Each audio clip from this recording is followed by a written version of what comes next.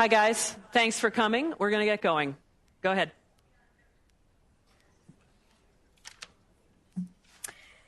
Good morning to all of you at UBC Vancouver's Life Sciences Centre, located on the traditional, ancestral, and unceded territory of the Musqueam people. I also want to welcome all of you who are watching by video link, hello, at UBC Okanagan, Vancouver General Hospital, BC Children's Hospital Research Institute, and anybody else who also happen to have a video link. I'm kidding. Anyway, my name is Rachel Fernandez. I'm an Associate Dean at Graduate and Postdoctoral Studies. I'm also a Professor of Microbiology and Immunology, so I'm here wearing a couple of hats to also learn from Anne, our distinguished speaker today. So basically, what I want to do is just sort of introduce you to the fact that the Graduate Pathways to Success, the Postdoctoral Fellows Office, the Center for Student Involvement and Careers, and the Vivian Shrivastava Memorial Endowment in the Faculty of Science is pleased to bring you the inaugural Vivian M. Shrivastava Lecture. Vivian Shrivastava's daughter, Diane, is a professor in UBC's Department of Zoology and is with us here today. Diane, maybe you could do a little wave. So I'll just tell you a couple of words about Vivian Shrivastava because I think it's relevant for today's session. So Vivian Shrivastava was the first woman to receive a PhD in zoology at UBC in 1964, and the first woman scientist to be hired by both the Fisheries Research Board of Canada and the Bedford Institute of Oceanography in Nova Scotia. Despite the significant barriers to women in science in her day, she had a full and varied career combining research, teaching, and service to her community. Among her roles, she worked in academia at the University of Alberta, for government labs, and also worked on CBC radio and television. She definitely figured out how to transfer the skills she learned whilst doing her PhD to her various careers. And in fact, she didn't just encounter the glass ceiling that many of us encounter today, but she also encountered a concrete ceiling. Anyway, here to help you figure out how to transfer your skills and be competitive in the environment that we have today is Dr. Anne Krook, who also forged a path through and out of academics, from being an assistant professor at the University of Michigan to working at Amazon in its early days to working for a startup to being a consultant. Anne will actually fill you in on all of that.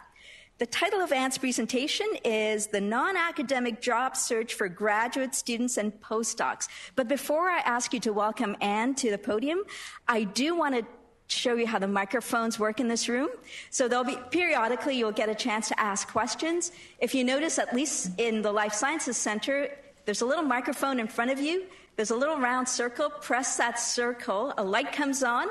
You can speak then, and when you're done, please press the circle to turn off the microphone so others can also ask questions. All right? And if you don't know how that works because you haven't had enough coffee, I'm sure somebody here will help you. Anyway, please join me in welcoming Dr. Anne Krook. Thanks very much.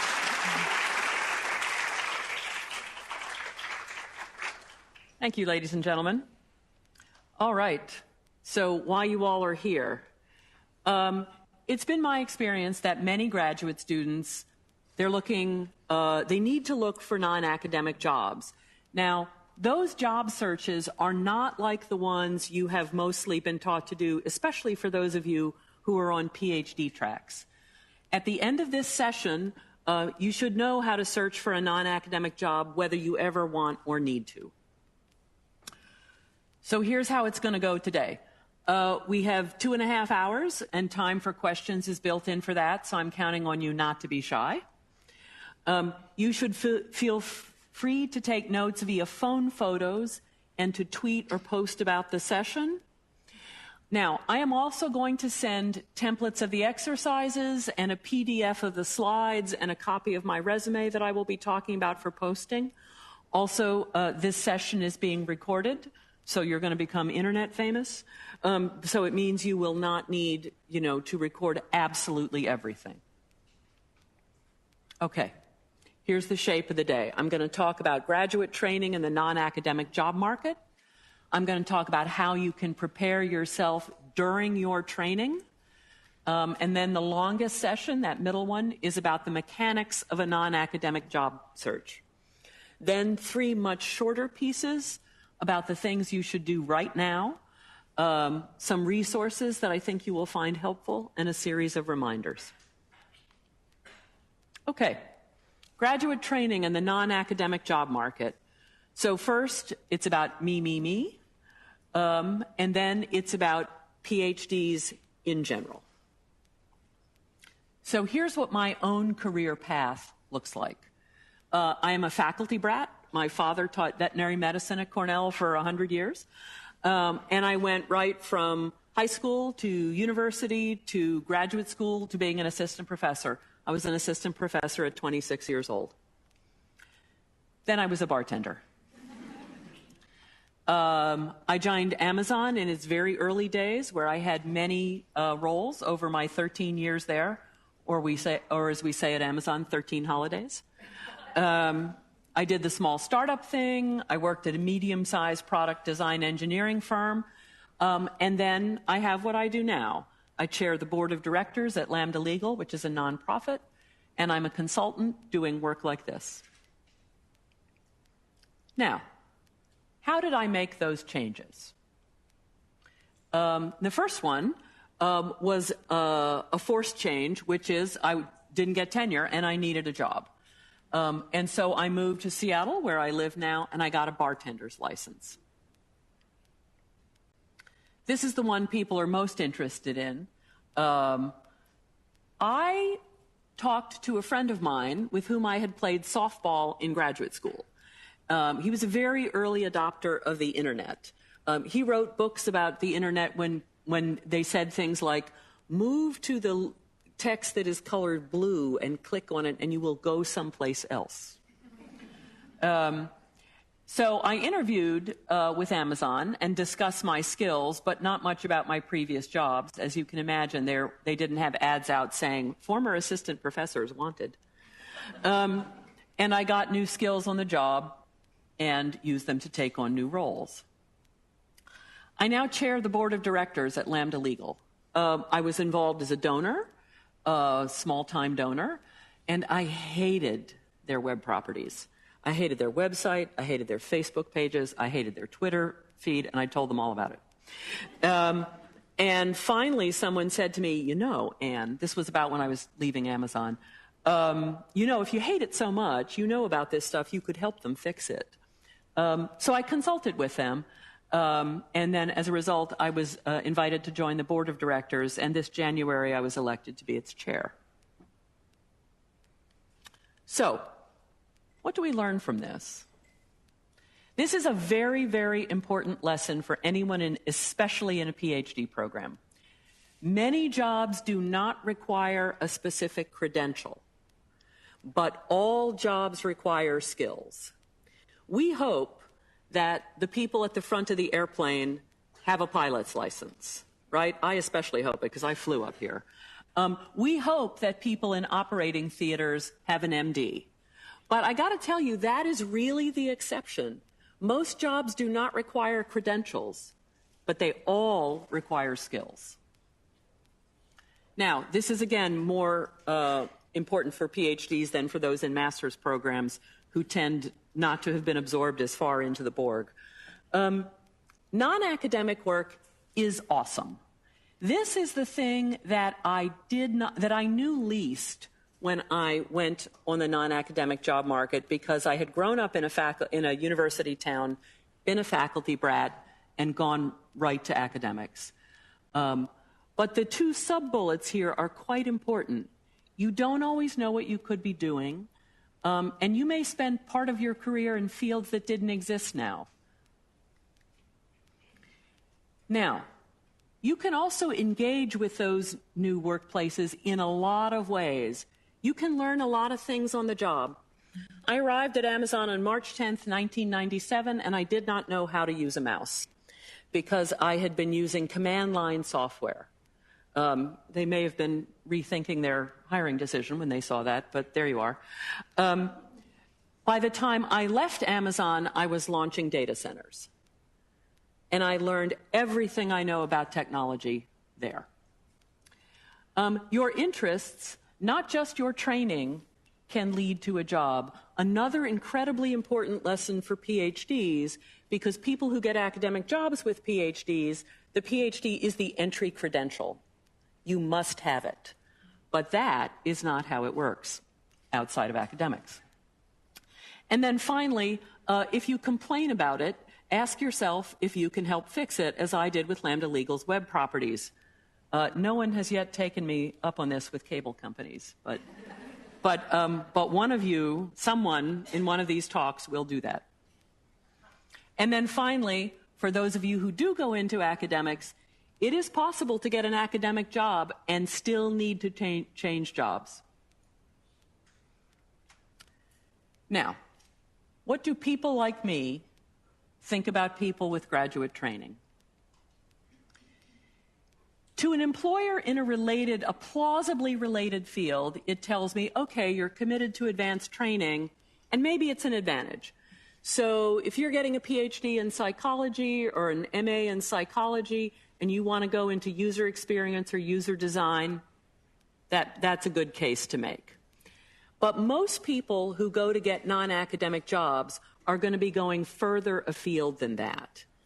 Now, if you do that, your training is neither an advantage or a disadvantage, but what it is, it's a choice you made about how to spend a lot of time and a lot of opportunity cost, and what you need to say is why you did that, which I will show you how to do, and why you finished if you did, and why you didn't if you don't. Now, when I hire PhDs, here are some of the things I look for, some of the things that I think are positive about that. We look at persistent, difficult problems in new ways. This is a core thing I look for in PhDs, and I got to say, I find it almost all the time. We believe others have things to teach us. This is really important because one of the things about the non-academic work world is that it tends to be deeply collaborative. You accomplish more things in teams than you do solo. A related thing is that we value collegiality. It matters that your colleagues like working with you.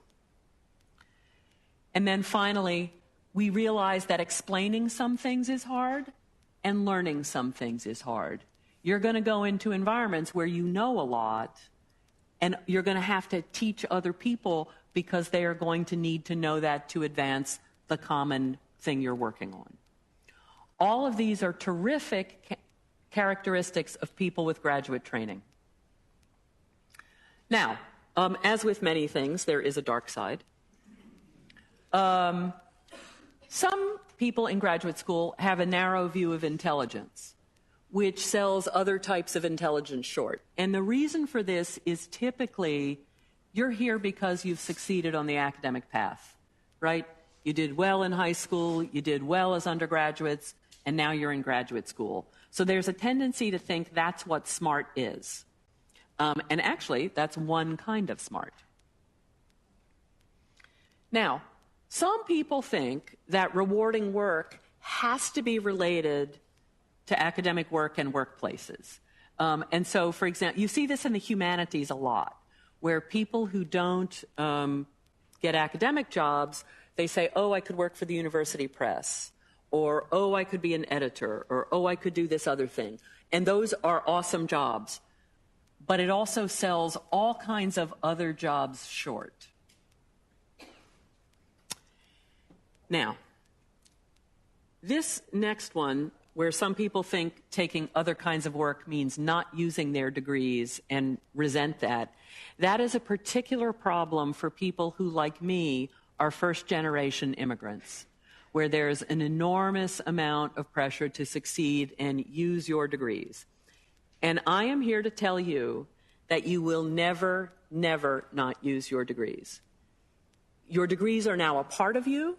They are a part of your mental habits. They are a part of how you approach data. They are a part of how you approach the world. You will never not use your degree, no matter what workplace you're in, Do not sell yourself short in this way. So, those are the good and the bad traits of PhD candidates when I hire them. Now, here is what some of my former graduate students and my fellow former academics do. And the one I want to call attention to is the sub-bullet there, the colleague of mine, who's former student of mine actually, who's a faculty member and director of study abroad. So she loves traveling, and like most people, she was not overwhelmed with money. And so what she did is she took students abroad in the summer semester and taught, you know, those 3-week intensive courses in art history or whatever it is, and then traveled, mostly in Europe. And what she found is that in leading those groups, she learned a lot of things that were not necessarily associated with world literature and art history. You learn, for example, what to do when one of your students has too much to drink in London and goes up to, you know, those guards with the tall furry hats and throws up on them. That was a huge shame. And what to do when a different student, sadly, similarly intoxicated, propositions the ambassador's daughter. And she didn't think of this as a skill, right? She thought of this as stuff that happened. Well, when the director of study abroad retired at her institution, she was invited to apply for the job. And she got that job, and that is now about 2/3 of what she does. And the relevant points for you are these. She did not realize she was developing skills along the way because she didn't think of them as skills. And it's my job to teach you otherwise, and I will a little later in the presentation. But the other thing is that she didn't know that was a job. She didn't know that was one of the possibilities. And now she knows that, and she has that job. And I'm here to tell you that much of the work world is like that. Now, what do you have to do to adapt to non-academic job searches? The very first thing you have to do is an attitudinal change. You have to believe that interesting jobs and interesting work awaits you. You will have to describe your skills rather than primarily your credentials. You will have to broaden the range of people you seek out for help. One of the odd characteristics of the academic work world is how much it has gatekeepers, right? And there are things you need to do to get from step to step. And if you don't have a good letter from your supervisor, you're kind of screwed. The non-academic job search is not like that, right? There are many, many people can help you get a job, and I will talk about that a little bit. One of the consequences of there being so many people who can help you get a job is that it is incumbent on you to follow the golden rule, which is to treat everyone you meet along the way as a colleague. Academics has a very strong class structure with tenure faculty at the top and so on and so forth. And it sometimes breeds less than good interpersonal habits with people who are not tenured faculty members. And it is really, really important that you treat everyone well. Finally, here is the core message that I'm going to be talking about for much of the rest of the session. Your message to an employer is this: not I have a PhD or not I am a graduate student, but my skills can help solve your challenges. That is your core message. This is the end of the first part of the session, and I want to stop and take questions.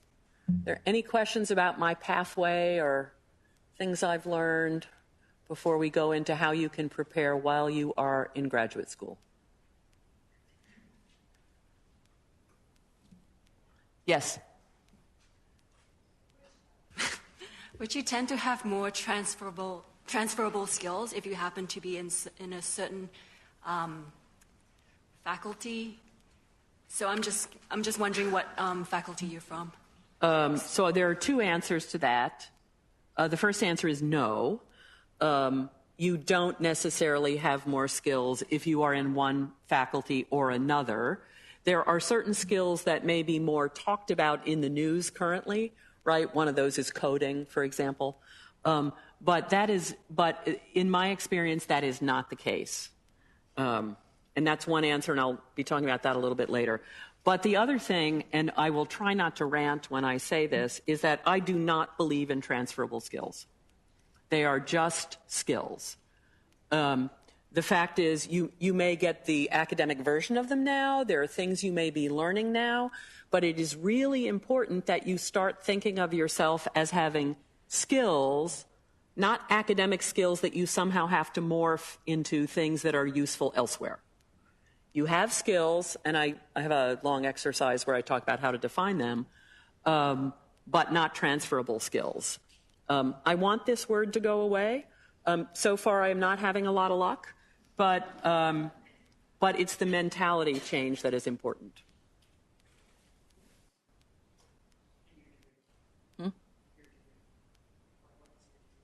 My degree. That was the second part of the question. What is your... Oh, I'm sorry, I didn't hear that. My degree is a PhD in 17th and 18th century British literature, the history of religion in the Bible, history of literature by women. So only useless things. The very first credential I got that my mother actually cared about was my bartender's license. It was terrifying. It's like, thanks, Mom. All right. This is about how to prepare yourself where you are sitting now, and there are 3 aspects to it. One is to broaden your self-description. One is to find people who can help your job search. And the next is how to prepare yourself mentally. And I'm going to go through each of those in turn. Now, I assume that your self-description now looks something like this. Your knowledge is its subject, its scholarship, and your particular approach to it. And your skills are research, writing, and teaching. It is very important that you also start thinking this. Your knowledge and skills come from all previous and current jobs and organizations.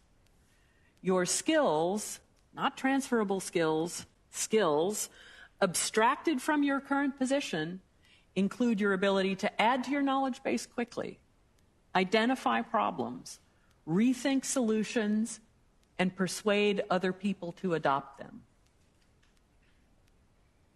Now, once you start thinking like that, it's important to broaden how you describe yourself. I assume your self-description currently looks something like this. I am a graduate student and postdoc in this field, and I have an expertise in this thing. I am an experienced researcher. I've done these techniques. I am a scholar. I've presented this and published that. I am in training to become a faculty member. This is, again, more on the PhD line.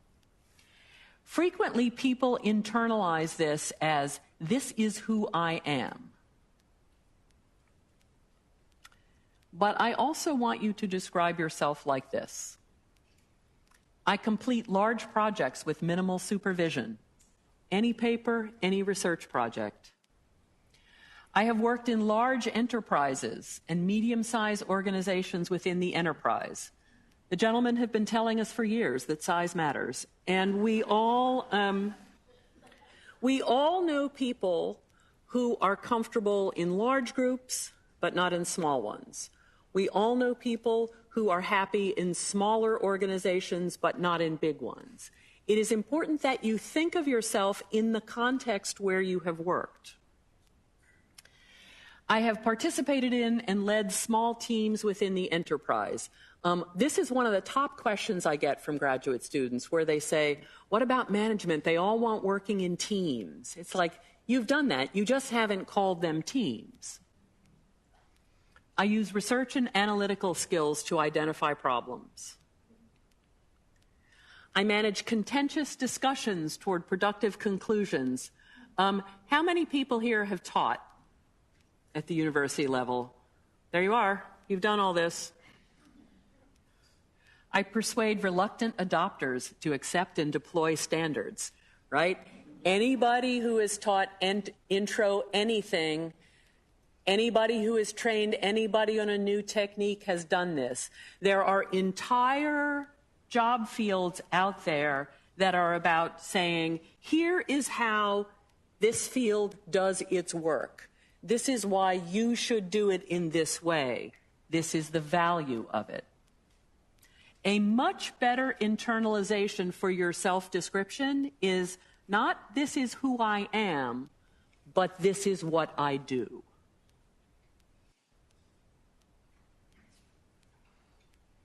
Now, once you start thinking of yourself in that way, you have to learn how to describe and use the right vehicle for that self-description. And I'm now going to talk about the difference between a CV and a resume. This is a little bit of an Americanism. In Canada, I find the term CV is used where I would normally use a resume. In the United States, CV is much more an academic term and tends to label you. So be careful if you go to the United States for work. Now, a CV, an academic CV, is written in academic shorthand. It's evaluated by skilled readers who understand CVs, and it is comprehensive. When I was an assistant professor at the University of Michigan, I was on 2 job searches, and I was the least experienced person on the committee. Everybody else had been an academic for at least 15 years. But I knew exactly how to read the applications that came in. I knew what the CVs meant. I knew how to read, where they had gone to school. I knew how to read where they had published, all that stuff. But a resume is different. A resume is written for people who may not know how to read CVs and who almost certainly do not care. What they do need to know is what you can do to help solve their organization's problems. It may initially be evaluated by entry-level employees or by software, and above all, it is selective, right? You do not need to tell an employee everything, though you need to show them a consistent pattern of where you've been. But CVs are almost by definition comprehensive. And one of the hardest exercises I have with graduate students, particularly PhD students, is persuading them to leave certain things off the resume. Not every publication, not every conference presentation, or whatever it is. So, this is how you write a resume. You gather information from your entire work history, and you describe your jobs, your achievements, and your skills. So how do you do that? Graduate school rewards narrowing your focus. To succeed here, you have to forget a lot of things.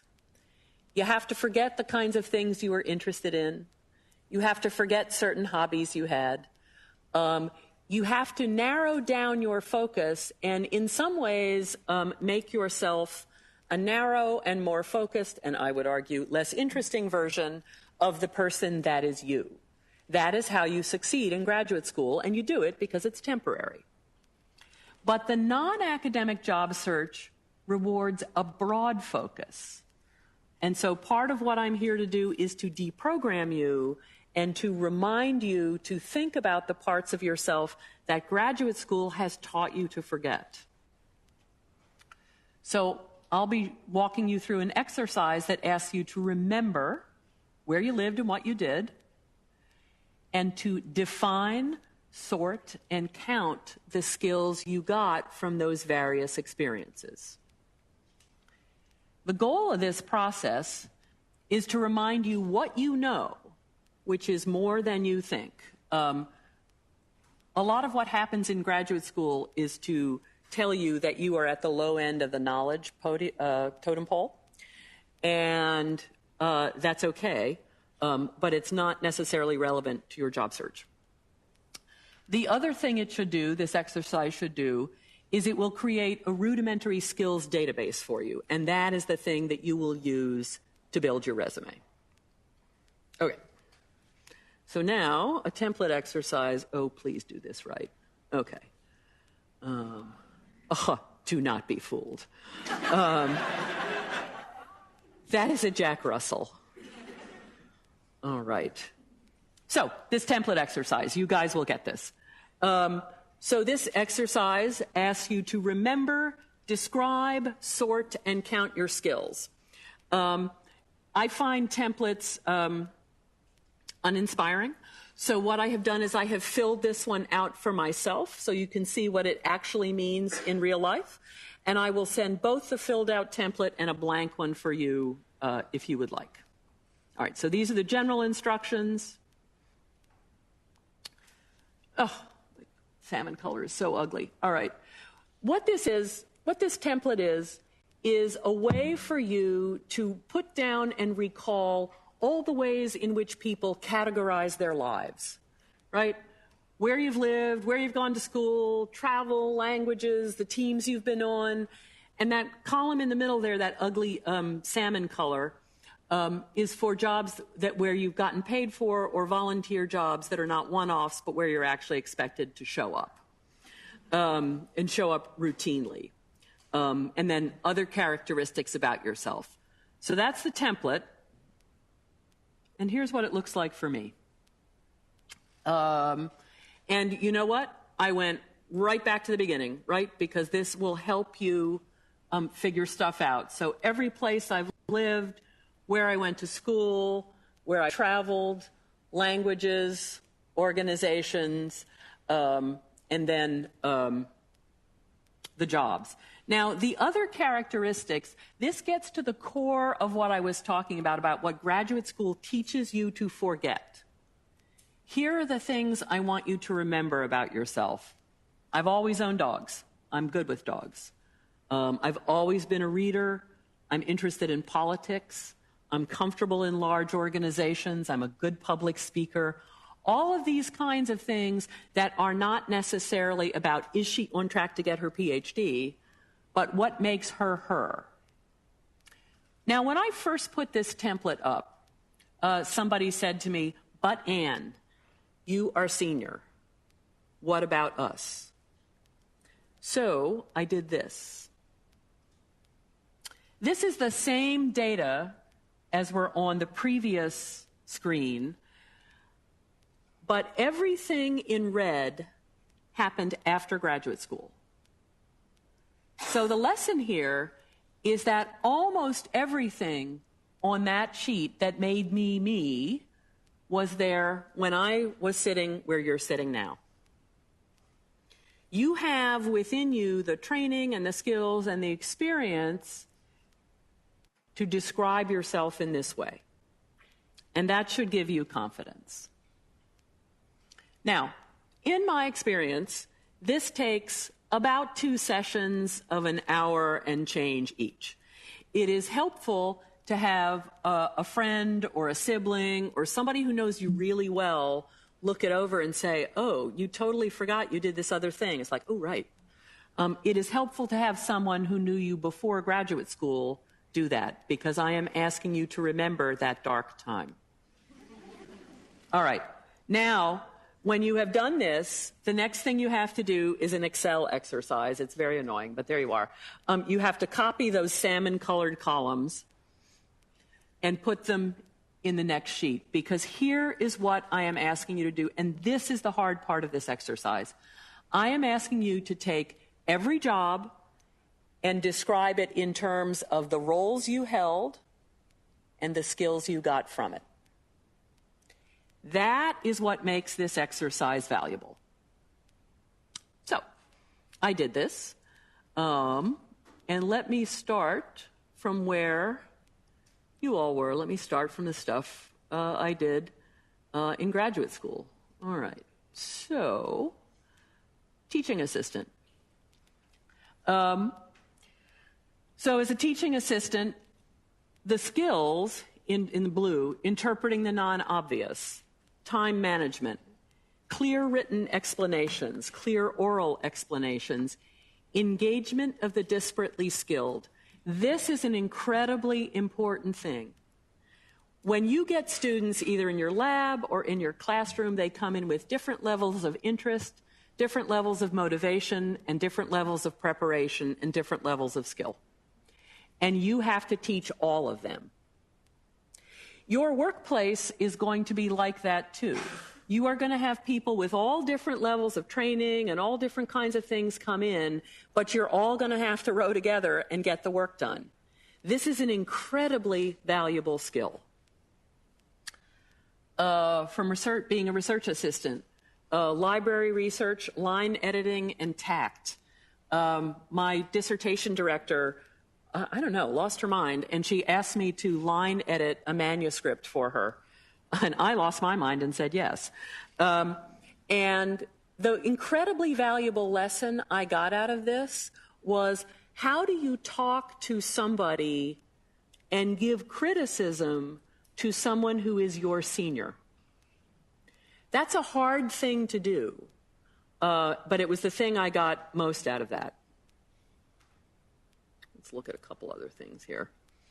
I spent a year abroad as a graduate student, and I was treasurer of my graduate student union.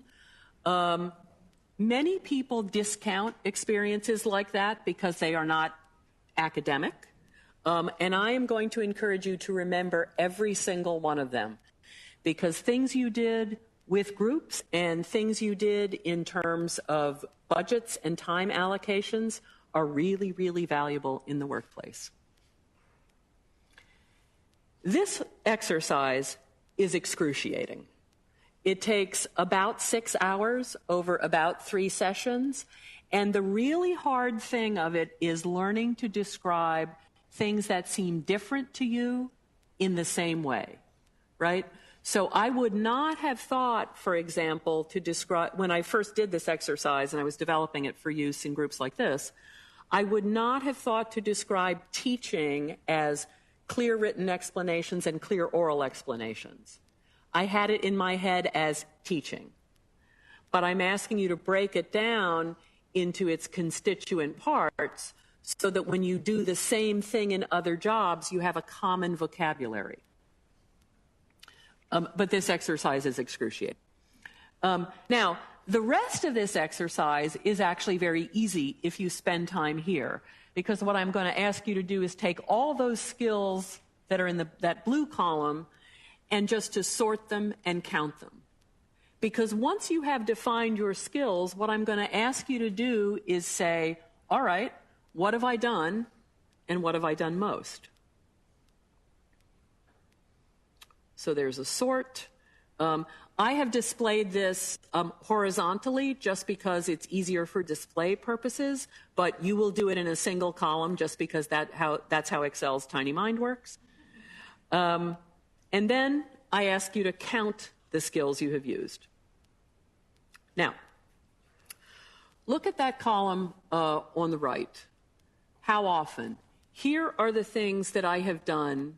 And I did this for my whole career, so I'm now 56 years old. Here are the things that I have done most. Clear written explanations, clear oral explanations, empathy, customer service, data analysis, personnel development, personnel management, and understanding organizational expectations. All of you in this room have done versions of these things. You have not done them to the level and to the scope I have, but that is merely a difference in seniority. That is not a difference in capability. You can all do this and you will all get there. But what this exercise should show you is that you have done more than you think, and that you have a credible case to make for being able to do it for someone else. Let me stop and take questions about this exercise because I'm asking you to create a database out of which you'll build a resume, so it's fairly important. Any questions about this? Yes? Should it matter that there are skills that you like more than others? As an employer, I will be able to tell, because I will be able to tell how you talk about them and how you think about them, right? And you will be more engaged and you will be looking for work that uses more of those skills than some of the others that you hate. But no, I wouldn't worry about it. I would excavate your brain for every skill that you can credibly say that you have. What you like will have an influence on what you go into and what you want to do. But no, I wouldn't worry about it. Yes?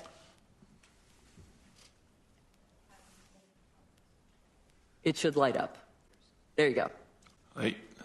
Yeah, it's me. Hi. Oh. Okay. Oh, right. It also creates a magic cue. Sorry. So someone leaped in. Yeah.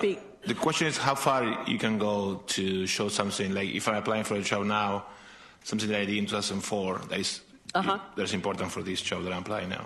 So I will talk about that on the resume section, but that's a little seasick making. So I will talk about that in the resume section, but the answer is that you go back to the nearest relevant skill. So I had somebody, for example, who was applying to work to take her PhD work in psychology at an auto firm to influence how they did their advertisements. But she had actually worked in a car dealership in high school. So she went all the way back to her secondary education. So the rule is the last relevant experience. But for the purposes of an exercise like this, overload, go all the way back. I mean, I went right back, to nursery school education, and it's because it's not about yet what's relevant. It's about not censoring and getting everything out there. Did you press the? Okay, yeah, go ahead. Right. So you've put job volunteering. How about just your interests and hobbies where you have employed those skills, such as organisation, for example? Say long weekends, you always like to go and organise your friends to go out and do kayaking trips or. So where that goes, and good for you for believing that's a thing. So where that goes is under other characteristics, right? Because it's the stuff that does not necessarily fit into a job or volunteering, or it's like, but you know what? I'm the leader who gets us all going, right? Like, I write lists, right? That's a thing, right? And there's work for you as a program manager. I actually once talked to a graduate student who was slightly in despair. In fact, she might have been here, now that I think about it. And anyway, she was slightly in despair because she said, well, I really think the best things I've done in graduate school is not my academic work, but I've organized this conference. And, it was for 5,000 people. And I thought, oh, my God, I'll hire you in a second, right? But you have to think that the things that you are doing are valuable. And that's what this exercise is about. Yes? Click. So for the skills, how do you prove it in your resume? I mean, do you need some certification? For example, for data analysis, do you have a certification for using softwares, all those things? Yes, and you are not a plant. It's interesting. All right, come on. Okay, so let's talk about exactly that. Okay. So the template exercise, it helps you define, sort, and count your data. And then the question is, what do you do with it? How do you put it into a resume? Now, I said earlier, your message to a non-academic employer is, my skills can help solve your challenges. Your resume's message is, my skills can help solve your challenges. Here's proof. And we're going to talk about how to make that case. So, what a resume does is it highlights critical information in support of the argument you're making. And remember, the argument you're making is, my skills can help solve your challenges. And the way you make a case for yourself is you describe what you were responsible for and the key skills you used, and you described outcomes with measured results where you can. All right, so let's look at my resume. All right, so this is, come on, you can do it. Switch.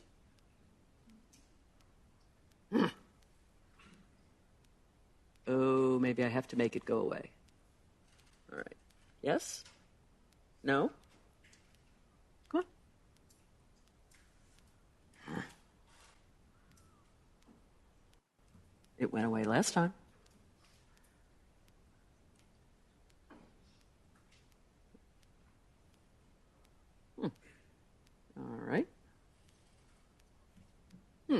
This sort of matters. What should we do?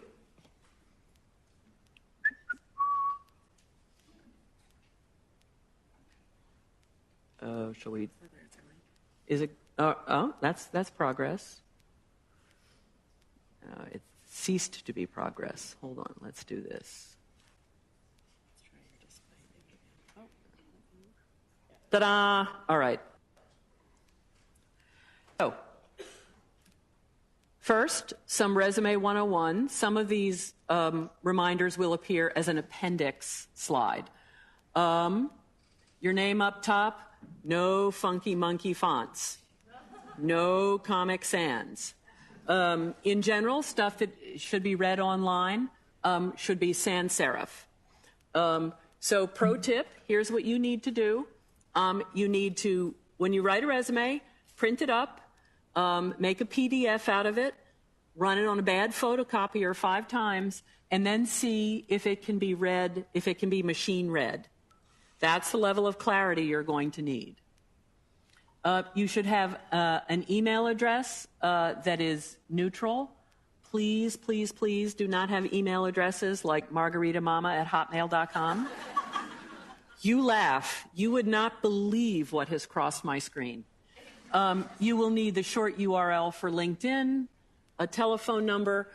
Women especially should not have their full snail mail addresses on their resumes. There's a lot of suboptimal behavior out there. People will make assumptions about your eligibility to work. This means people assume 2 things. 1, that you are eligible for the job for which you are applying, and they assume they will make all kinds of assumptions, some of which will be true and some of which will be not, based on where you live and where you work. So if you have multiple work eligibilities, if I were, say, eligible to work in the EU, then below where it says Seattle, Washington, I would say eligible to work in the United States and Europe, for example. Summary paragraph.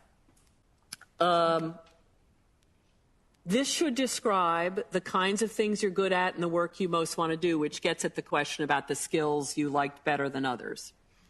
There used to be a paragraph above this, actually a couple sentences that said the kinds of job you were looking for, and I found that deeply pointless, partly because you're applying for those jobs, so duh, but also, honestly, because all these paragraphs said the same thing, right? Everybody was looking for interesting, challenging work that used their skills. And thankfully, this paragraph is now going away. But so you have a summary up front. If you are in a technical field, or particularly if you are in one of the bench sciences, many of these resumes have a list of techniques and coding languages and lab techniques that you know how to use. And it will go typically below this paragraph in a bulleted list. After that, you have professional experience. And I should say this is my last corporate resume. This is not the one I use for consulting, because this one is closer to the kinds of experience you will have. And I want to talk about this at Lambda Legal.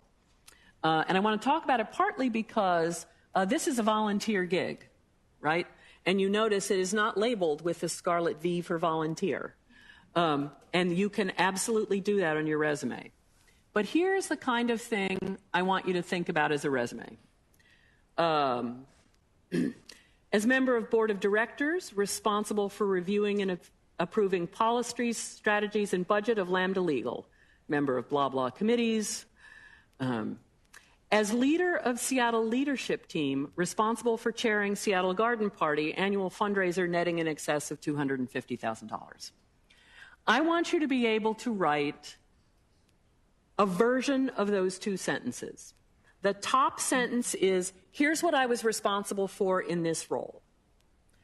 The bottom sentence is, here's the outcome of a thing I did. Don't be intimidated by the title and the dollars. That is purely a function of my age and seniority. But the 2 things you need to be able to say are, here's what I was responsible for, and here's what I did, and the implicit message is, here's the evidence of it, this is the evidence that I can do it for you as well. That's what this is about. Now, something else that goes to from a time, from the part of my resume that is closer to where you are now. So this is how I described my work at the University of Michigan. And I want you to look at that last bullet there. Faculty supervisor of Graduate Student Journal, turned it from dysfunctional mess into respected publication, efficiently produced. Now, there's a couple important things about this. People are surprised by the language, right? Dysfunctional mess and so on and so forth.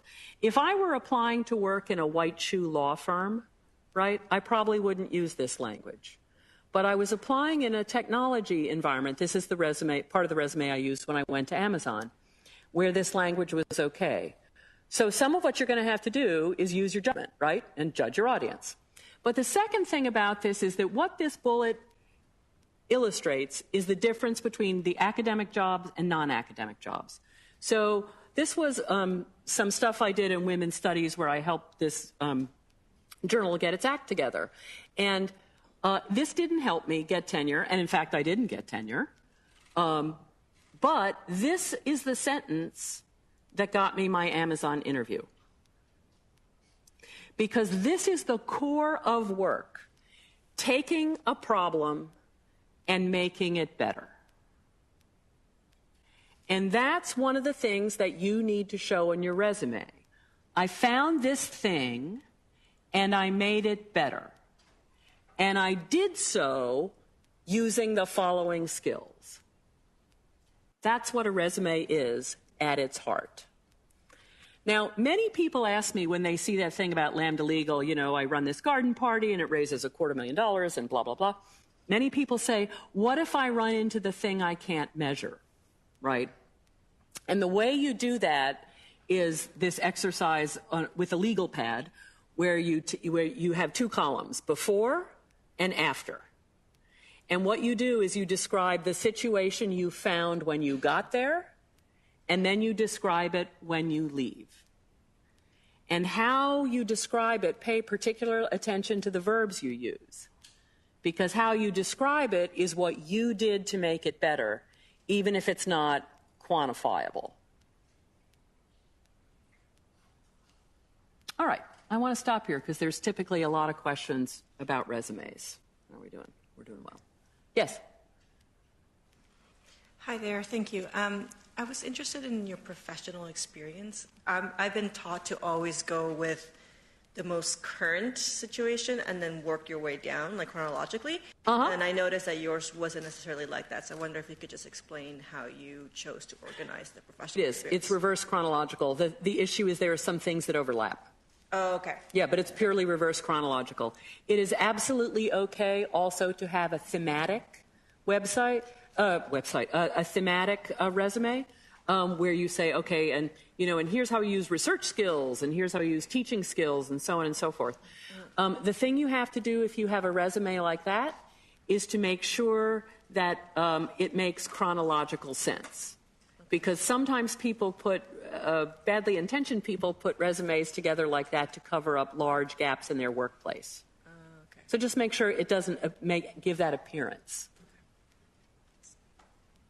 Next question. I think somebody's maybe on the phone. Oh, we're getting that dizzy feeling again. Anyway, speak up, whoever you are. I'm over at the Children's Hospital site. Okay. Oh, there. Now yeah, I can see you. Excellent. Thanks. I was just wondering how you balance length with being concise, because I noticed your resume example is 3 pages long. You bet. And in other workshops, we've always been advised to keep things to like 2 pages max and all the most important stuff on the first page. So what's your advice for that? Thank you. I do not have religion about the length of resumes, and here's why. Many resumes now are machine read, where length is less relevant. The other thing is that very often when you apply, you will have to enter the information from your resume into an online form, and so length is less relevant. Now, you should never be wordy, right? You should be concise in how you describe individual things. Oh, and by the way, pro tip, always have a text version of your resume that is not formatted at all, because you are going to be cutting and copying and pasting for the rest of your natural lives. It's very annoying, but there you are. So I do not have religion about the length of resumes, mostly because many of them are machine read. I do have a little bit of religion about the length of job letters that I'll be talking about later. That I find is actually not very helpful if it is more than 2 pages. But about resumes, I no longer worry about it because so much of it is read online. Yes, press whatever it makes you press. Otherwise, you won't be put in queue. No, but you won't be put in queue, and then somebody will not be allowed to step in. Okay, go ahead. You have your LinkedIn on there? Yes. Do we have to do that? Because I really don't want to accumulate more social media accounts. I understand that wish. Many employers use it.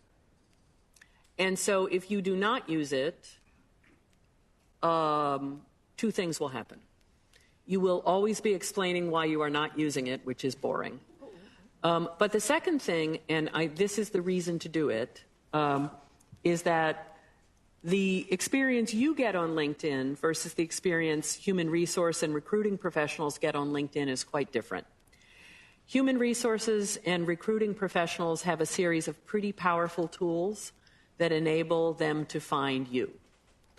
My very, very strong advice to you is to be on LinkedIn. It's the current tool. There are people who do not take resumes anymore. They just look at LinkedIn. And it is a little bit field dependent, right? Lawyers and doctors, for example, and certain limited professions use it much less. It is also a little bit geographically dependent, but anywhere in the West Coast, any technology job for any applicant who is under 40, you've got to be there. Sorry.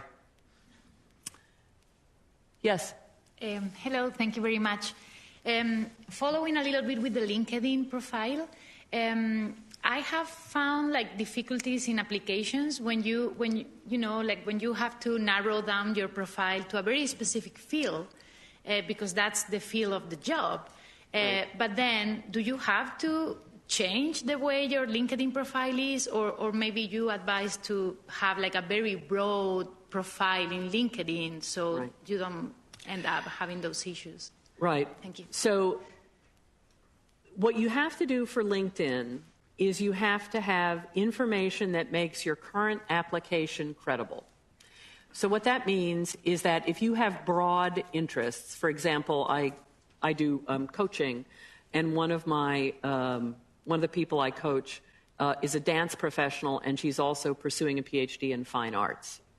And those look very different. So what I have advised her to do is to put at that, because there's a top paragraph on LinkedIn, and you put what you're looking for currently at the top, and then you have paragraphs after that with your other interests.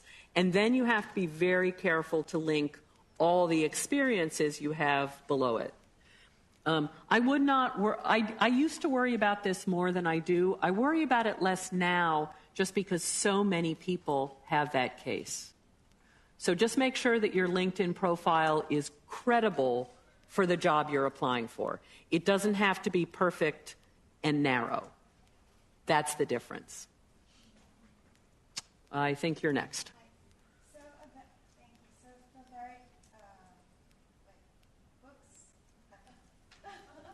Ugh, I'm glad I didn't have much breakfast. So for a variation on the same question, so you said that a lot of the resumes nowadays are read online, but do you still put in the entire thing, 3 pages, or just selected sections? So what I do is I typically have, most people have about 3 resumes. They have a master resume. And one of the things that I find that graduate students often do is they have the academic CV. They have one that is directed, say, to research or teaching or whatever, and then one that is industry-focused, for example. That's really common. The thing that you must have on a resume that you send to someone is the information has to be relevant, and it has to be accurate, and it has to be related to the employer, right? Now, the trap there is, and I'll talk about this when I talk about how to go on the market, is that you cannot always know everything the employer is looking for, because who knows if they put it all in the job description, right? But that's basically what you do. You think of yourself as usually having 2 or 3 resumes, depending on the rough kinds of jobs you're applying for. And that's totally fine and completely normal. You bet. Yes? When you say that my skills can help solve your challenges, so how will you find the challenge that the organization is going through?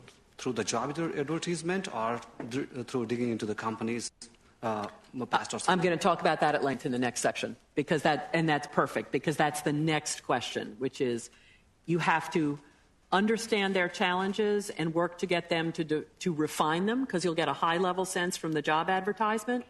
But then you have to refine them so you can, first of all, find out whether you're suited to it and whether you'd like it, but then how to answer their questions. But I'll talk about that at some length. Thank you. Yes? Hello. So I was wondering about how to prove relevant information from hobbies or volunteering things, such as Boy Scouts or translating or long-distance biking, maybe that can prove endurance or hard work or teamwork through like persistence, teamwork, cooperation or something like that. How to prove it actually to some employer. Yeah.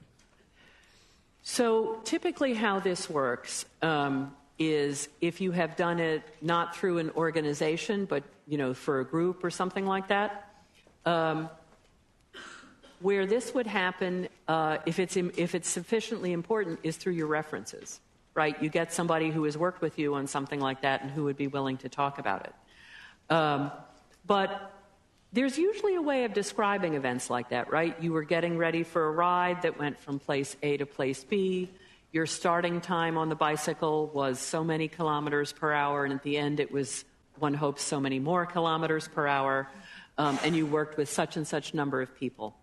But typically the way you're going to describe those kinds of experiences, if they're important enough to talk about and you don't have online data or registrations or things like that, then they will come through references. Okay, I'm going to move on. It's still working. Yay. And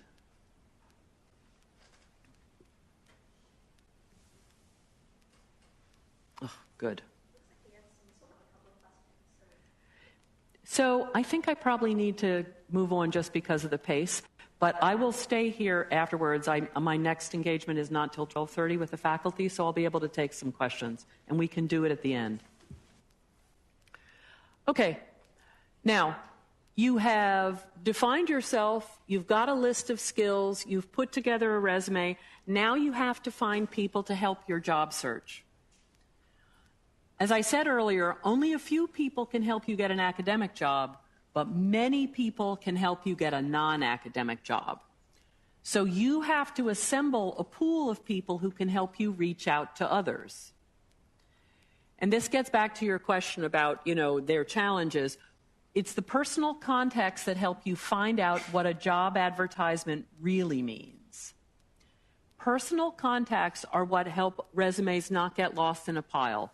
We've all heard those horror stories about somebody who says, oh my God, I've sent out 200 resumes and I haven't gotten a single thing back. I'll describe a little bit why that happens, but part of it is not developing the degree of personal contacts you need to help. LinkedIn is the current tool for that. LinkedIn provides a platform for a database of companies, jobs, and people, and it deploys you into that pool. For companies and jobs, it helps you do research, and it helps you look at their job listings. For people, this is its core function. It helps you ask for introductions to people you don't know through people you do. It also makes your resume available online. I find this relatively less valuable, but you still have to do it. Here's the core thing. You have to use LinkedIn to create a group of people you know through whom you can reach out to other people. That is its core function. Now, to do that, you have to create a pool of contacts. So you invite people you know to connect on LinkedIn, and that means people in your own address book or your own contacts, people LinkedIn recommends if you know them, people from groups to which you belong. You should join the groups for every alumni organization, professional society, and club that you are credibly a part of. This is one of the very underused features of LinkedIn. People with whom you have interacted well, because you never know who you know. My dentist is on LinkedIn. Now, you should not add people you don't know or people whom you do not respect. If somebody asks you to join on LinkedIn and you know them, ask, would I introduce her to someone I respect? Would I do him a favor? How many of you who are on LinkedIn have had those completely random requests from somebody you totally don't know at all? Yeah, I know, it's creepy. So I think two different things about them. I routinely turn them down. Some people do not. I strongly recommend you do. Many people make an exception for recruiters. And what I would say to you is this: anybody can call themselves a recruiter. You know, I just don't find it wise to use LinkedIn in that way. Your mileage may vary. Here's something that does not vary. Contacts are a core professional asset. You need to keep them updated. That means you need to bring them up to date with name, a private or a work email, and a mobile phone number is usually plenty. I'm not talking about your holiday card list now. I'm talking about professional contacts. There will be many people you know who you meet at conferences or whatever, and your only contact with them will be through LinkedIn, and that is totally fine. You should set a calendar reminder to invite new LinkedIn contacts every week, and you should back them up. Follow the rule of 3, back up on a local, cloud, and an external device. Your contacts are a core professional asset, and you need to treat them that way. Now, for the last section, section of this, for what you can do now, before I go into how to prepare for the job search, I'm going to talk about mental preparation, how to get yourself ready for this process. First, a note about gender. This is what guys do when they go in the job market. If a job asks for 6 qualifications and he has 3, he applies. He views job requirements as negotiable and desired ones as entirely optional. And he routinely negotiates salary and benefits. This is what a woman does. If a job has 6 qualifications and she has 5, she won't apply. She views job requirements as non-negotiable and desired ones as required. And she routinely does not negotiate salary and benefits. Gentlemen, keep doing what you're doing. Ladies, do not be this applicant. You are harming your financial futures. You are not applying for jobs for which you are every bit as qualified as other applicants, and you are crippling yourselves and taking yourselves out of pools by initially self-censoring. Ladies, apply for the damn job. A note about starting over. You may find yourself applying for some entry-level jobs, particularly outside your field. And here again, I am speaking to people who, like me, are sons and daughters of immigrants, because this is a particularly difficult thing for them. In my experience, people with PhDs get promoted faster. than people who enter with bachelor's degrees for the same job, or in fact without any degree at all. They're older, they're more experienced, and they've done some supervision. It is also the case that many non-entry level jobs are going to be open to you if you describe your skills well. So do not worry about the, oh my God, I thought I'd be farther along at age, whatever age you are now. Now, you can also start with an interim job. You know, you can work at Canadian Tire, right? You know, you can work at Home Depot. And the reason to do that is that having a job of any kind helps you present yourself better in interviews. You feel a little more secure when you have a little bit of money coming in. And the second most profound bias in the workplace, after the bias against pregnant women, and perhaps even slightly ahead of the bias against older workers, is that employers prefer to hire people who are employed. And when people say, oh my God, how am I going to explain that I'm working at Canadian Tire if, you know, I've been getting this PhD? And the way I say it is, oh, what you say to an employer is, I'm looking for another great job, you know, I'm looking for my next good job. I don't think this is necessarily it, but I wanted to learn about a new industry and a new boss, and I wanted to see what this job could teach me. So pro tip, employers like hiring people who want to work.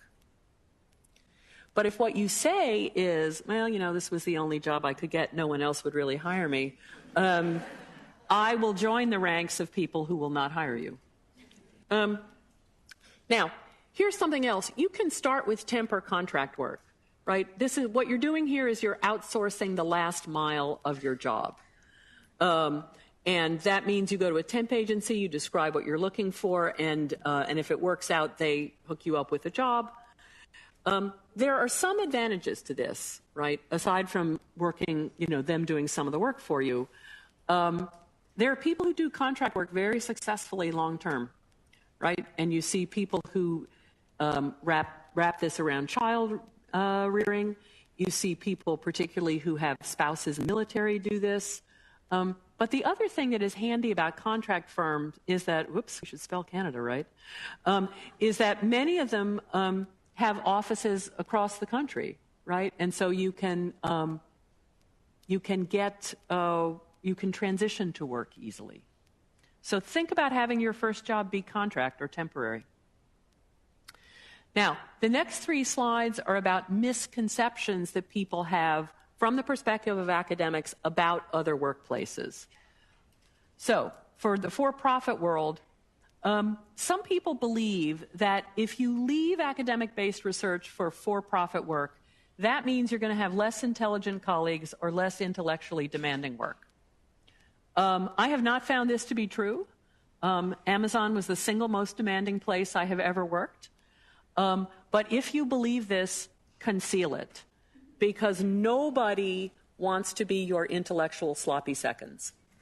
And when I hire people out of academics, this for me is an absolute filter. If people do not believe they are going to have interesting, challenging work with me with great colleagues, I don't hire them because they are no fun to have as colleagues, right? Nobody wants to be condescended to because it prevents you from listening to what other people have to teach you. Nonprofit job notes. Many people believe, very wrongly, that it is easier to get a nonprofit job than a for-profit job without strong relevant experience. I am here to tell you that it is the reverse. Lambda Legal Defense and Education Fund, where I chair the board, litigates on behalf of LGBTQ people and people with HIV. And we cannot afford, mostly, to hire entry-level attorneys. We have to hire people with experience in civil rights litigation because our cases are so high profile. And we don't have the resources to train young lawyers. A lot of nonprofits are in that position. Not all of them, but many of them. So it is important that you not have this misconception. There is also a weird misconception that people in nonprofits are better motivated than people in for-profit or public sector. I just haven't found it to be true. And then finally, this is perhaps the most damaging misconception. People believe that lower material rewards, because nonprofits typically don't pay as well, will be compensated for by more rewarding work.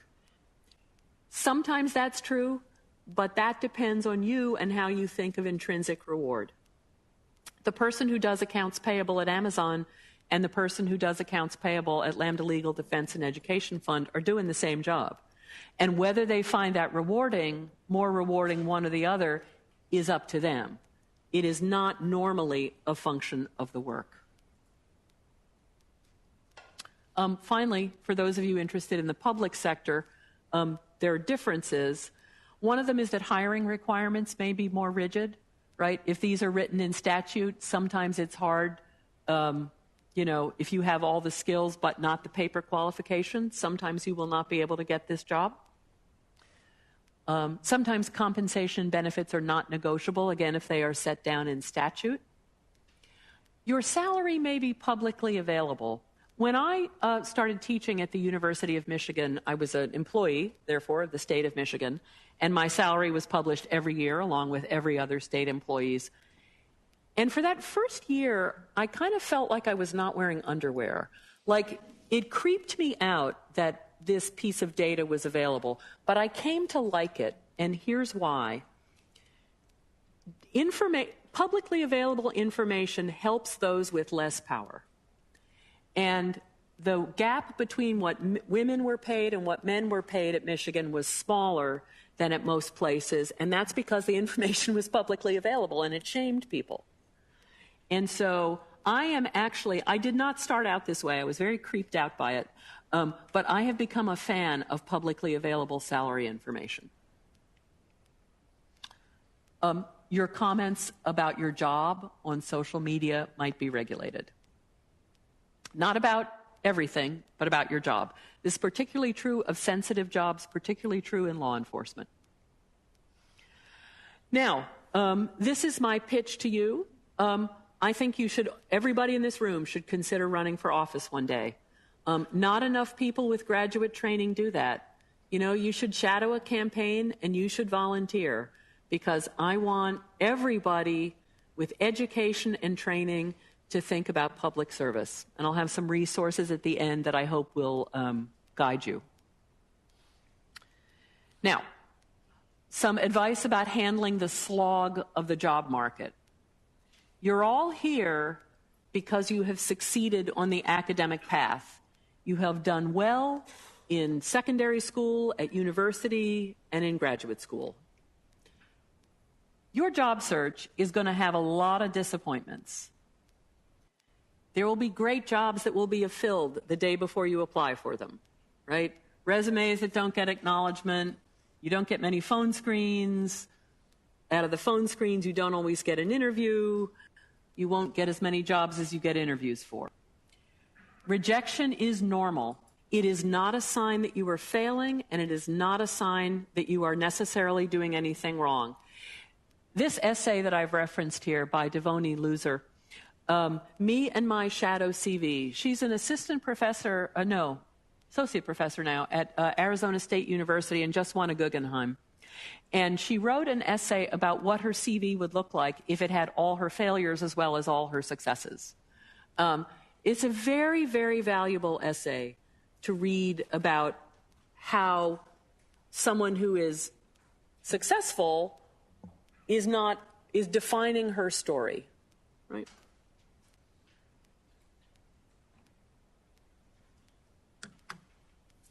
All right, I'm going to go on and talk about the mechanics of a non-academic job search. Before I do that, do you have any questions about that section about mental preparation for the job market?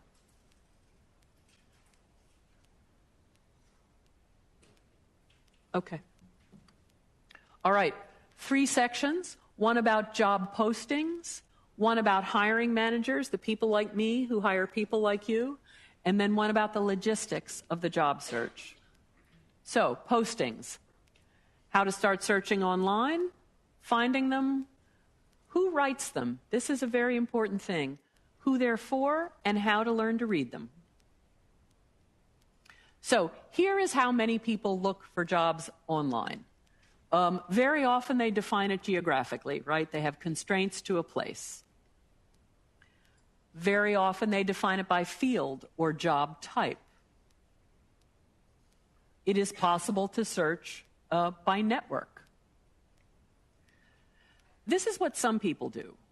And it's very tempting because when you're a graduate student and there are very, very few academic jobs, the paradox of academic job searches is that while there are very few jobs, the path to them is entirely clear.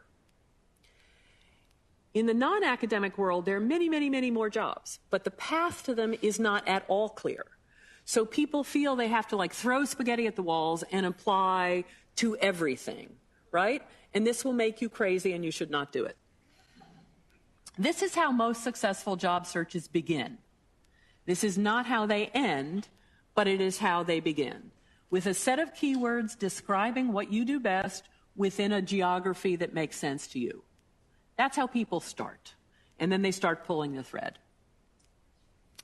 Now, in addition to online, you should, well, or in addition to job search boards, I should say, you should search for companies, nonprofits, and public sector services you admire, or in my pitch for the cable companies, the ones you want to improve, which is to say, you search for an organization rather than a job. That is a perfectly reasonable way to do it. You can also look for publications of places you would like to live. In other words, you search for a place rather than a job. Lots and lots of people do this.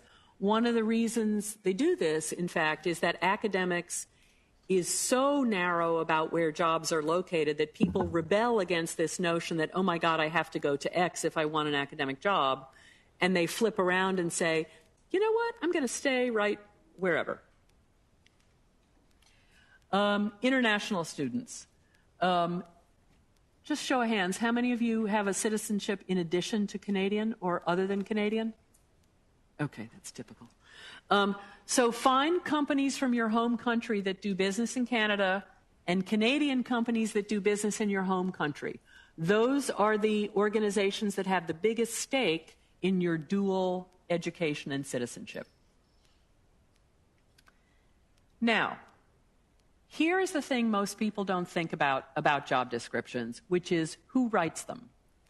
Sometimes it's the hiring manager, but sometimes it's somebody in human resources, and sometimes it's the last person to hold that job, especially at startups. I wrote the first 3 job descriptions for jobs I was vacating at Amazon when I got promoted, right? And that's because, you know, it was a new company, and who knew? Here's the important thing to realize. The person you will be directly working for has not always written the job description. That's why it's so important to work on a personal contact at the organization, because you need to know not just what the job description says, because if you're literate, you can get at that, right? You need to know what the job description means, which is very different as a rule. Now, what complicates who wrote job descriptions is who they are for. Of course, directly, they are for internal and external candidates. But indirectly, for example, they are for the hiring manager's boss and finance to prove the position is needed. You see this a lot after recessions, right? Somebody finally gets permission to make a hire, and they throw absolutely everything they can into the job description and say, this person is going to do all these things. And you're reading the job description and you're thinking, what? But you see that a lot. And so what that means is applicants are not the only audience. And that's why it's incredibly important to be able to filter through all that stuff and say, oh my God, this guy wants all of these kinds of things. He wants this person to run facilities. What he really needs is a Python developer. Stop that, right? That happens a lot. Now, this is one of the top 10 questions I get in presentations like this. How do you learn to read job descriptions? You have to read a lot of them to learn their jargon before you apply to anything. And the links in the presentation are to my website where I have sort of extended articles on how you learn to read the jargon. You have to read a lot of job descriptions. They have a jargon. The jargon changes over time. It is just like anything else. It is just like learning MATLAB or Greek verbs or anything else. You have to read a lot of them. And then, this is important, this goes way back to one of those slides about self-definition. You have to learn the academic nearest equivalents for required and requested skills, for working in teams, for leadership, for communication, right? All of these are things you absolutely can do, but if you think to yourself, do I know how to do that thing? You will answer no, but if you think, do I have that skill? How do I describe it? You will be able to do it. The best way to find out about what a word means is to ask human-compatible liveware. So ask friends in those type of work, right, to help you understand the job descriptions. One of the reasons it's really important to build up a set of LinkedIn connections is you need people who you can call to say, hey, I found this job, it looked kind of like me, but what on earth does this thing mean, right? And what you'll find out is like ability to communicate to senior executives means, oh, the last person who held that job embarrassed the hiring manager in front of his boss. That's what that means, right? And when you learn that, then you can decide if that's an appropriate job for you. Now, this last bullet point is about informational interviews. And this is one of the reasons why in a previous slide I suggested you might want to try to hire the firm or an organization rather than a job. If you see an organization that has posted interesting jobs, you maybe haven't gotten one or you haven't seen one that's right for you, ask them if they're willing to offer informational interviews. More often it's medium-sized and large firms that do this. Sometimes at real small places you'll be able to sit down and have coffee with the person who works there. But if they will give you an informational interview, that gives you a chance to say, what is this really about? How important is this skill? You asked for this and I don't have it, but how about this other thing? But how you learn to read is actually exactly how you learned to read originally. You read a lot, you made some mistakes, somebody read to you, and you asked what that meant. It is not complicated. You just have to do it. Now, there are no perfect candidates. All hires are compromises. Applicants have different skills in different degrees. Hiring is actually a lot like dating. And the example I always use is my 16-year-old cousin from Sweden who came to stay with us a couple years ago, and he wanted what every straight 16-year-old guy wanted, which is a girlfriend. And I asked him, Gustav, so, what do you want in your girlfriend? And he listed like 25 attributes. I mean, I've worked with smaller databases. And I said, wow, Gustav, that's pretty weird. And he went home. And then, lo and behold, he met a real live human girl. And I said, so Gustav, what is she like? And it turned out she was nothing like that stupid list. But she had 3 key attributes. She was nice, she was smart, and she was willing to date my cousin. And I ought to tell you, hiring is like this. You want everything. Every hiring manager wants everything. But you define what you really need, and then you find the person who can do it for you in your environment at that moment. That is different than imagining the ideal candidate. If you like the job description, but you do not have every required and desired skill, you must find out which ones are critical. That is the core thing you have to do. If you like the job description and you can make a credible case that you have done that kind of work before, not purely aspirational, right? You can't make stuff up. But if you can make a credible case that you can solve that organization's problems, apply for the job. Ladies, apply for the job. Everything socializes you to not apply for the job and believe you cannot do the job. Apply for the job. hiring managers. This is about people like me who hire people like you. First, what we need. I've said this before. They need someone to solve problems for them, to handle the volume of work or take on a new type of work. Sometimes they don't know everything they need, especially for a new type of work. This happens in big firms all the time with reorganizations. When I was at Amazon, there was this massive reorganization, and I was handed management of the photo studio, about which I knew nothing. But, I had good managers, and I got up to speed quickly, and when we had to make a hire, they had to educate me fast. This happens all the time. People take on responsibilities they had no idea that was coming. Now, here is why I spent so much time talking about who writes job descriptions. Because if the hiring manager did not write the job description, everything they need might not be in it. If the hiring manager is new to management, they might not have known to write everything they needed into the job description. That is the case that you can make. Now, what do hiring managers want? Again, think back to the dating thing. They want every skill they need, but believe me when I say they will take a subset, right? For skills that are in high demand, right? If the location is tough to recruit for, if the job is critical and open for a while, and above all, this is the fourth point, and my Amazon career is the living proof of it. If you are smart and willing to learn, and you can make a case that you have the skills, they are a good bet. Because I got to tell you, one thing about jobs is that much more so now than in the past, you will be doing a different job with either new skills or new responsibilities. I don't know, every 18 months or so, you're going to have to keep growing and learning things. And it is absolutely in an employer's best interest to hire people with a demonstrated ability to learn. And that is everybody in this room. Now, they do want the new person to start as soon as feasible or as soon as budgeted. So this is one thing that especially folks in PhD programs have to know. When you go out on a non-academic job search, you have to be, if you happen to find that perfect job and they hand it to you, you have to be willing to take it.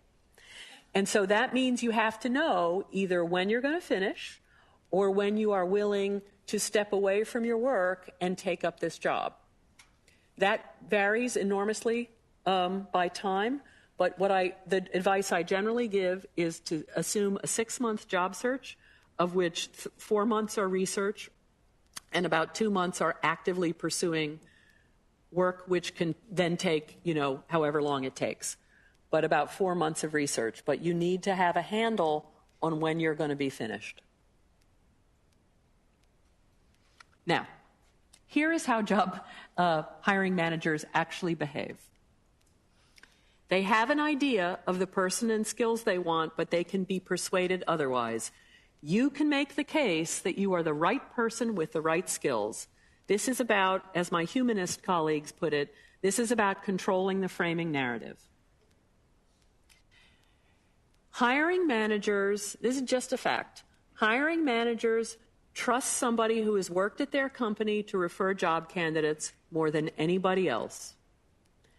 That is why, because the people who understand what that work environment is like are people who have worked there. So finding somebody who has a connection with where you are applying is valuable, and that's what LinkedIn is for, right? You're going to find, hey, Anne, I saw you did some contract work at Expedia. I'm thinking of applying there. Would you hook me up with that guy in the tax department? It's like, sure, what are you interested in, right? LinkedIn enables that conversation. And that's how you find what jobs are really about, as opposed to what they say they are about or the sort of corporate speak they're written in. Now, before I go on to talk about logistics, I want to take questions about hiring managers and about job descriptions.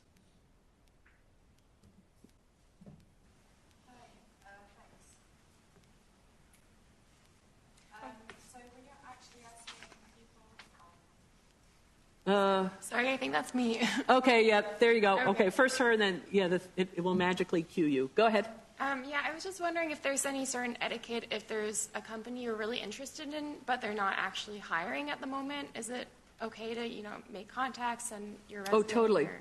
Yeah. This is the perfect use case for an informational interview. And so what the way you do is you call either recruiting or HR or on the website and you say, I like your company, I admire whatever it is you admire about them. I see that you don't have any jobs posted for my skill set at the moment. Are you offering informational interviews? May I arrange an informational interview with me? And that's where, referring someone who you know who has worked there, who has spoken well of it, or talking about a product that they use and that you admire. But make a case for your interest and then ask for an informational interview. Okay, thank you. Yep.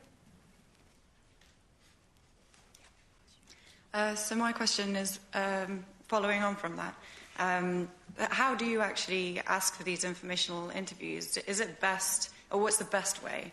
Would you recommend on LinkedIn through the messaging part of that, or would you recommend finding an email of the hiring manager, or calling the recruitment? Yeah. Which is the best? So I hate LinkedIn's interface, and I find it so difficult to use that very often people don't follow up on it with it. So what I try to do when I'm contacting companies is, if I often find things on LinkedIn, but then what I do is I go to their website and find out who they list. Because very often they'll say, we don't have anything open now, here's what you should do, right? And then you should do that. But if they list a recruiter or HR or a hiring manager, then either email that person or fill out the form. They'll often have a form right on the website. Fill that out. And when you've sent that, if you don't hear from back in a week, then try to dig up a phone number and call and say, hey, I sent in this form, and I'm really interested in working, in finding out about if you have slots for an informational interview. Yeah, just do that. Okay.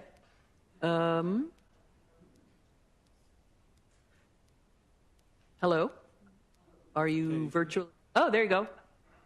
Hey, so my question is, there are certain job descriptions that require a minimum experience.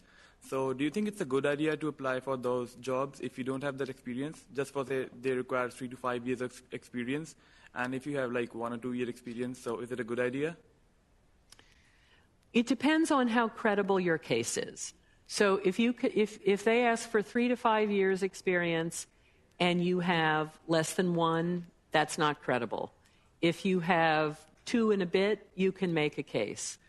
What I would do in that case is I would find out what they're asking for. In other words, are they looking for successful project completion? Are they looking for successful team management? So if you can show that you have the equivalent experiences, then I would go ahead and apply for the job.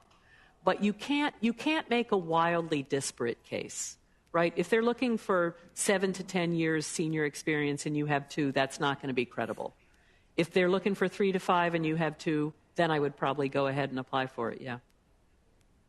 Thank you. Anyone else? Okay. Oh, go ahead. Building on that, I was just wondering what you have to say about the years of experience that we can claim having done a PhD for, for research jobs where I would think that the experience that I had in my PhD for quite a long time is relevant to the job. Mm-hmm. Find out what they mean by research. And the reason I say that is that if what they mean is how many years did you show up and sit down at a bench in a lab when that was your exclusive job, that's different from I took coursework that made me able to use those lab techniques that I can now use in your research, right? So that's what you want to find out.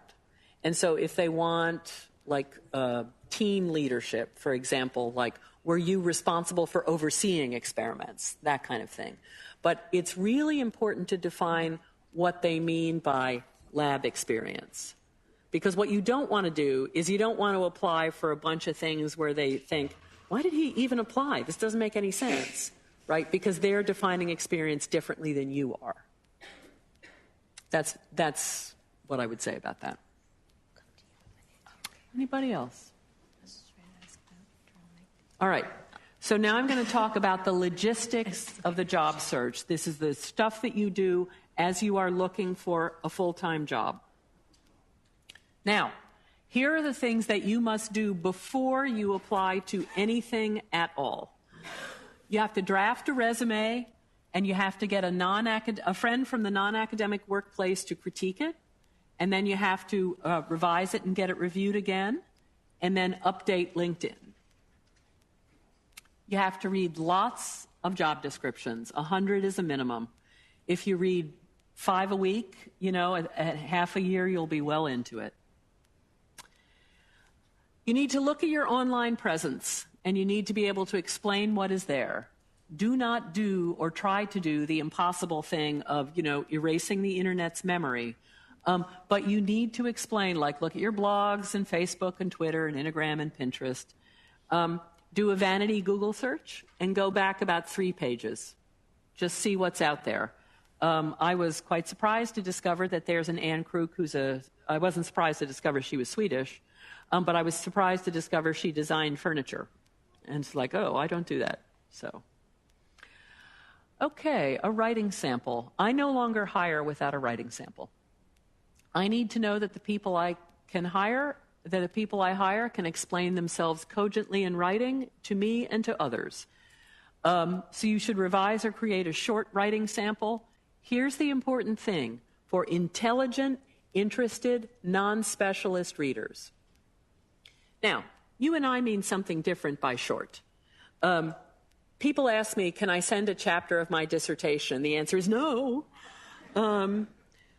500 to 750 words. So back in the old days of print, you assumed 250 words per double-spaced typewritten page. So I'm talking about 3 double-spaced typewritten page. But these days, Word, the little sneak, counts for you. And you can use anything for a writing sample. You can use a course description you have written. You can use a high-level description of your research and its expected outcomes and benefits. You can do all of those things, but what you must assume is an intelligent, interested, non-specialist reader. What you cannot assume, and never ever utter this phrase, is, should I dumb it down? Remember what I said about people not wanting to be your intellectual sloppy seconds, right? It's important that you engage with your audience as though they're intelligent, they're interested, and you just need to explain the complexities of what you do because nobody knows it better than you do. Get a non-academic friend to read it and then revise it. Identify and clean your interview clothing. International students, you must be absolutely buttoned up about this. You must know and have documents for your visa status. People assume you are eligible for the job for which you are applying, right?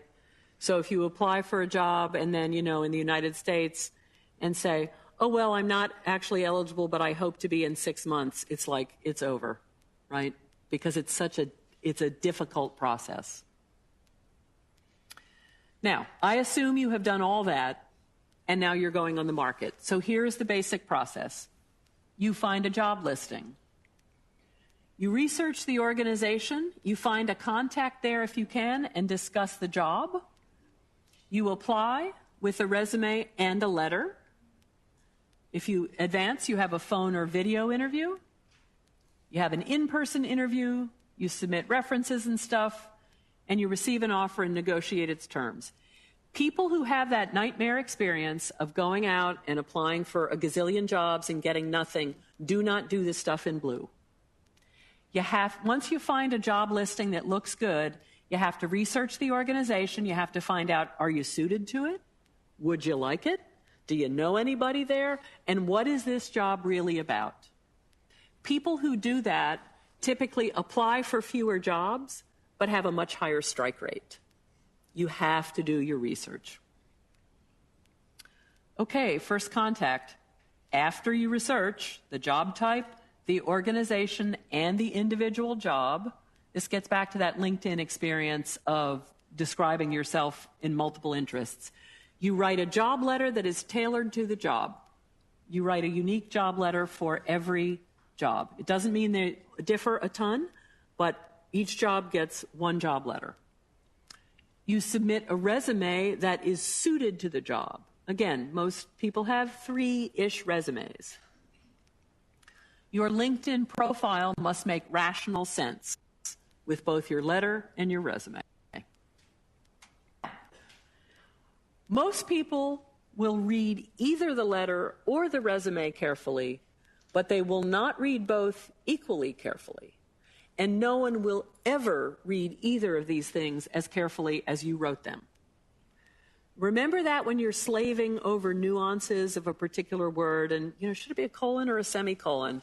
I care because I was an English professor. Other people will care less, right? But you do have to be aware that your job letter and your resume may need to stand on their own independently. So make sure they can. So that's the first contact. Now, let's assume you advance to the interview stage, either for a phone interview or an in-person interview. People like me interviewing people like you, what do we do? Very first thing I do is I look you up on LinkedIn, and I see if we know anyone in common. And if we have people in common who I know well, I'm probably going to give them a call. I am going to Google your name. I'm going to read your job letter and resume, but not equally carefully. Probably what I am going to do is read your resume first and look at your job letter and contextualize it that way. Many people will do the reverse. And then I'm going to ask around. Hey, so-and-so is applying. Has she applied here before? Anybody know her? What was your experience with her? And then review your writing, work, or your code sample, if any. So that's what I'm going to do to get ready. So assume I'm going to do that. So then you get to the interview.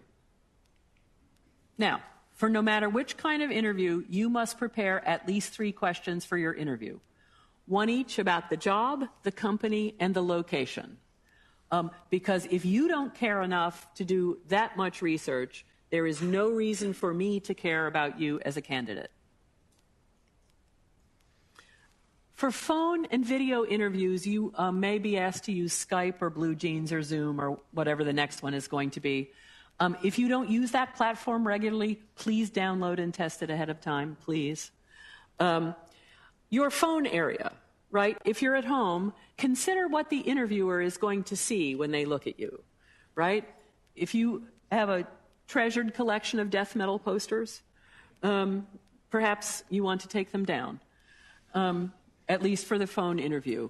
If you are in a household with lots of roommates, or if you have young children, or if you have noisy pets, ask, particularly at the career center or someplace where there is a quiet place to use Skype or video or Zoom. Don't do it at a coffee shop, right? Nobody wants to think you're having conversations about what may well be a confidential job in a public place. Pro tip. There are so few academic jobs that when people get an interview for a non-academic job, they often grab it in a death grip. And they say, an interview.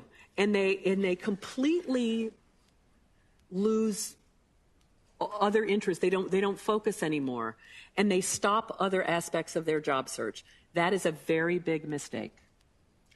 Do not stop your job search until you start your new job, because stuff happens. Projects get canceled, and bosses move to other companies, and all of a sudden the organization doesn't feel it can take you and your division on, or whatever it is. You should not stop your job search until you start your new job, and you should never, ever not have a resume ready to go. Because there is always an interesting job out there, and there is always an interesting conversation. And if somebody says to you, hey, Ann, I know you didn't have a good experience at X firm, but Y firm is doing some cool stuff, and I'd give them a call. And if you give them a call and you go to have coffee, you have to have a current resume, you have to have a list of references. You always have to be prepared to go in the job market. And, you know, if you update your resume once a year, this is not a problem. So, in-person interviews. This is typically the cause of the most stress after just finding a job at all.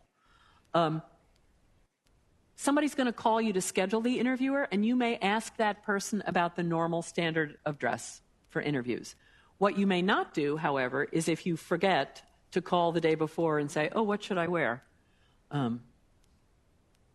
Sometimes you will be given the name of your interviewers, not all that often, but if you are, look them up on LinkedIn and Google. Do about them exactly what I had told you I would do about you.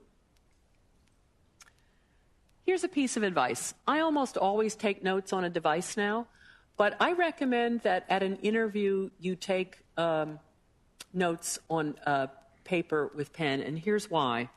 When I take notes on a device, and it's often this device, this is where my eyes are. When I take notes with a pad and pen, this is where my eyes are.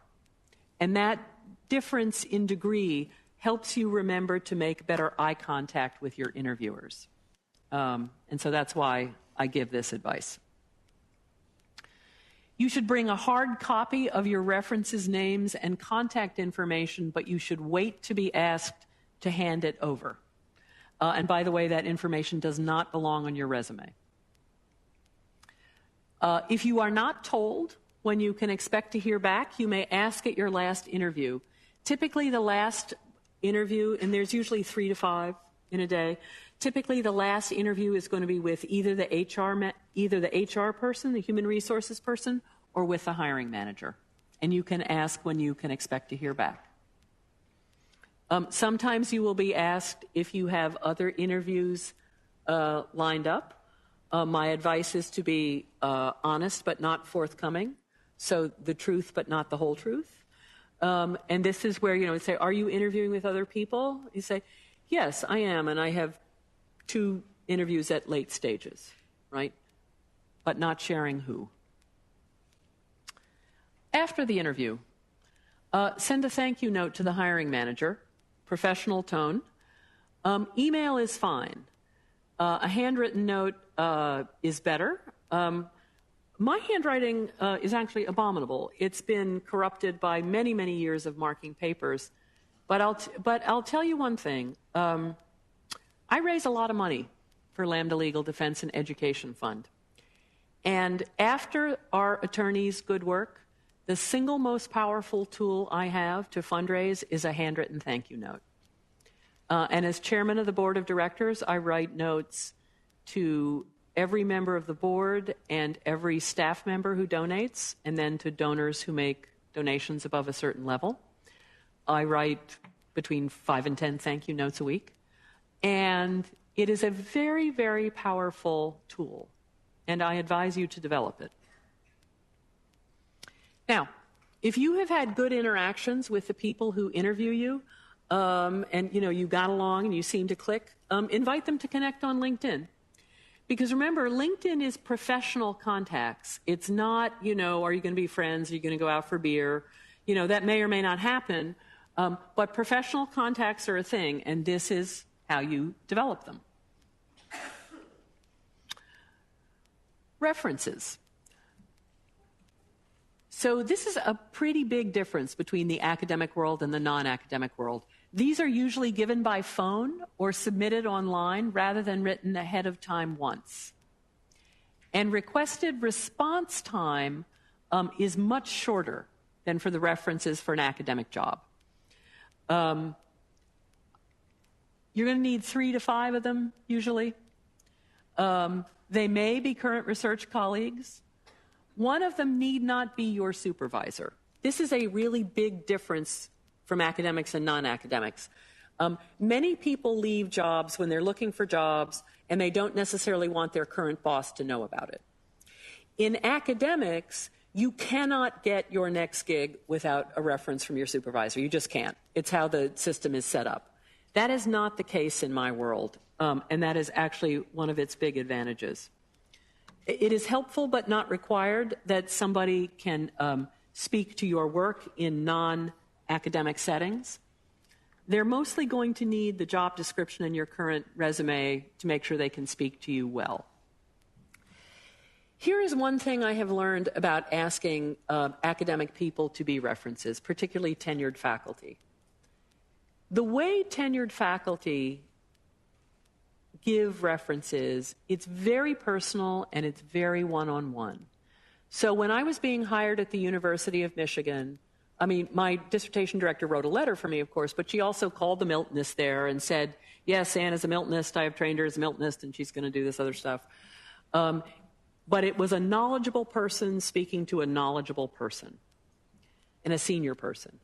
References in the non-academic job world are typically taken by entry-level employees and often by entry-level HR and recruiting employees who are reading off a script. And nothing makes a senior academic quite as crazy as being asked to shape their opinion into a little box. And they get very grouchy, and they often get very short with the interviewers. And sometimes interviewers who understandably don't like being treated that way interpret that as, oh, does he not like this candidate, right? So let the person know if somebody's going to be calling you is like, you know what, it may be a junior employee, right? It's one of the biggest differences, and it can be a little hard to navigate, so make sure you know what you're walking into in that regard. Here's a really important thing, and this should give all you pause. I have never yet done one of these sessions where a student does not come up to me afterwards and say privately, you know, that was great. I'd really like to go in the non-academic job market, but man, I can't tell my supervisor because he'll never take me seriously again. And that's okay, because I am here to tell you that references are less critical for non-academic jobs than for academic ones.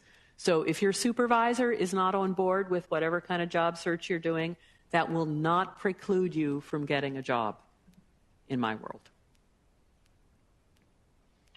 Now, one day, you are all going to be hiring people because you are going to become senior. I want you to remember this day. I want you to remember being new to the job search, and I want you to remember being rejected. I want you to craft a courteous, professional rejection, and I want you to send it as soon as is appropriate when you have to reject someone who's applied for a job with you. I want you to remember that everybody you interact with may be or may refer your next great employee. And that means that you treat everybody courteously and professionally at all times, and that you treat everyone as somebody who can contribute to your organization. And again, you sort of forget it when you've been in academics a while, but academics has a real class hierarchy, right? With tenured faculty at the top and so on and so forth, and other people, you know, adjunct faculty or whoever who are not taken as seriously. And I want you to remember that when you go out on the non-academic job market, you never know who it is you're going to be interacting with. Now, before I talk about the last very brief sections of this presentation about the things you should do next, let me ask if you have questions about the mechanics and the actual logistics of a job search. Yes? Could you give some examples of what you might say in a salary negotiation? Yeah, and what I will say is there are really, really good materials and references out there, and I will give you links to some of them, but here's the core stuff you have to do about a salary negotiation. The very first thing you must do is research. The good news is you're all good at that. You have to find out, and I've got some sources that you can go to, you have to find out what the job usually pays, the range of it, what it usually pays in the area where you're going to work, right? You know, more expensive cities typically have higher salary ranges.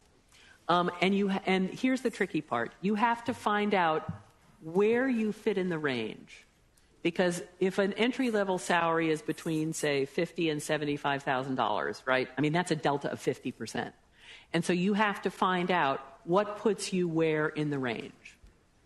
And the reason it's so important to do research like that is that what you want to find out is what is the skill set they most value.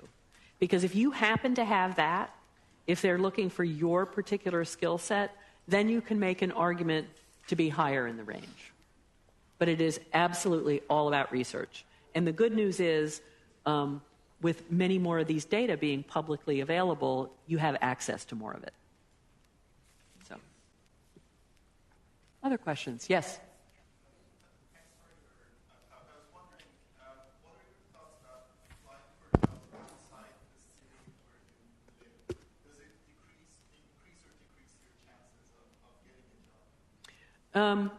Mostly, the larger the organization, the less relevant it is. Because most big organizations understand that to get talent, they're going to have to move people, things like that. But what you have to do is, if you're applying for small organizations, right, for small startups, for nonprofits, things like that, it is easier for them to hire someone who's local, right, because they can keep bringing them back for interviews and stuff like that. And so that's why you have to be able to say comfortably, oh, and I would be happy to join your folks for an interview on Blue Jeans or Zoom or whatever it is. But in general, the larger the organization, the less that will matter. I do think that it is harder to get hired without permanent residency in whatever country you're applying. Because often the organization, right, has to pay to sponsor you. And at least in the United States, that process can be quite expensive and involve lawyers, which means it's more time and more money, right? So just make sure that you know what the organization is looking for and that you're being credible and upfront about it. So. I was wondering if it's okay to make a phone call and follow up on our application after a week or so before we get an interview. Yes, it absolutely is. A week is a good interval unless they tell you it is going to be different. And if you applied initially online, I would make the first follow-up email, right? Because very often companies aren't staffed to take a large number of phone calls. But yeah, absolutely you can follow up. And I got to say, it feels intrusive to follow up, and you should not be stalkerish. You should not call people once a day. But once you apply, you can follow up once a week or once every 2 weeks on email, and then at the end, a phone call. When and if they say no, that's when you have to stop, right? People don't. You laugh, but people don't. A related question is, can you apply for a different job after you've been rejected for one job? And the answer is absolutely yes. You have to be able to make a case that your skills are suited to the difference. But absolutely. Other questions? Hi. Sorry. Go ahead. Thank you for your insights. I just have a question regarding, say, that may be relevant to you that you're interested in. Is it kind of a faux pas to apply for multiple postings at the same time? What are your thoughts on that? So it depends on how different they are and how credible you can be in applying for them. What I generally advise people to do is to, if they apply for multiple, for it to be not more than 2, and to otherwise apply serially, right? But this is actually one of the places where an informational interview can be really, really valuable. Because what you should do, if you can do it frankly, is go sit down and talk with somebody and say, look, I have this range of skills. I think it seems to me like the following 3 or 4 jobs are the ones that are best suited. Do you have a sense of which one my skills are best suited to? Right? Because honestly, people are glad to have that conversation, right? Because they want you to do well. I mean, because the thing that it's hard to remember when you're an applicant is that it's not only that you want a good job, but that companies want good employees, right? And they want you in the place where you're well suited to. But that is the perfect use case for an informational interview. Actually, sorry, or for getting somebody who you know at the organization, because that's when the person can say, Just kidding, you're really best suited for this. Right. Okay, go ahead. I just have a follow-up question. It's a separate question. So regarding handwritten thank you notes, say that you had an interview in a different city other than the one that you live in, and you're mailing a handwritten. I'm just thinking about like in terms of timeline. Like the handwritten note might not get there, might no longer when it gets there might no longer be relevant. So would email be more appropriate in that case? Thank you is never not relevant. Sorry. No, really. Thank you is never not relevant. Because, in fact, if what underlies your question is it might get there after they've made the decision, the answer is sure, it might. But thank you is never not relevant because the next job you get will almost certainly not be the last job you will have. And one of the reasons to always treat people well in the job search is that you never know who you're going to work for and who is going to work for you. Right. So yeah. So don't worry about. I mean, and honestly, if your handwriting is as bad as mine, I would advise you to email it anyway. But there is power in the note, and don't worry about it coming late. Okay. Because remember, you are going to have a career, not just a job. You're applying for your next job, but what you are doing is getting the first job in what will be a career. So I guess it doesn't hurt to do both. I actually wouldn't do both. Okay. I would either email or send a note. Okay. Yeah. Thank you. You bet. Yeah. Hi. I, as somebody who doesn't have a summary paragraph at the top of their resume, could you clarify the difference between the summary paragraph and your cover letter? So the summary paragraph describes, it is somewhat more focused on you. It describes what you are best at and some highly relevant experience, and it's a place to call out things that may not, like I hold a couple patents from my time at Amazon, and I have those there just because to many people they sound impressive, but they are actually relevant to surprisingly few jobs. But that's where I put that for that reason. A cover letter has to be absolutely specific and focused on the employer and the job she or he is hiring for. And so that means that what that is tailored to the job for which you are applying. So it is the paragraph at the top is really about you, the paragraph at the top of the resume. The job letter is about why you are well suited to help solve the employer's challenges. Does that help? Thank you. Yes, thank you. Okay. Yes.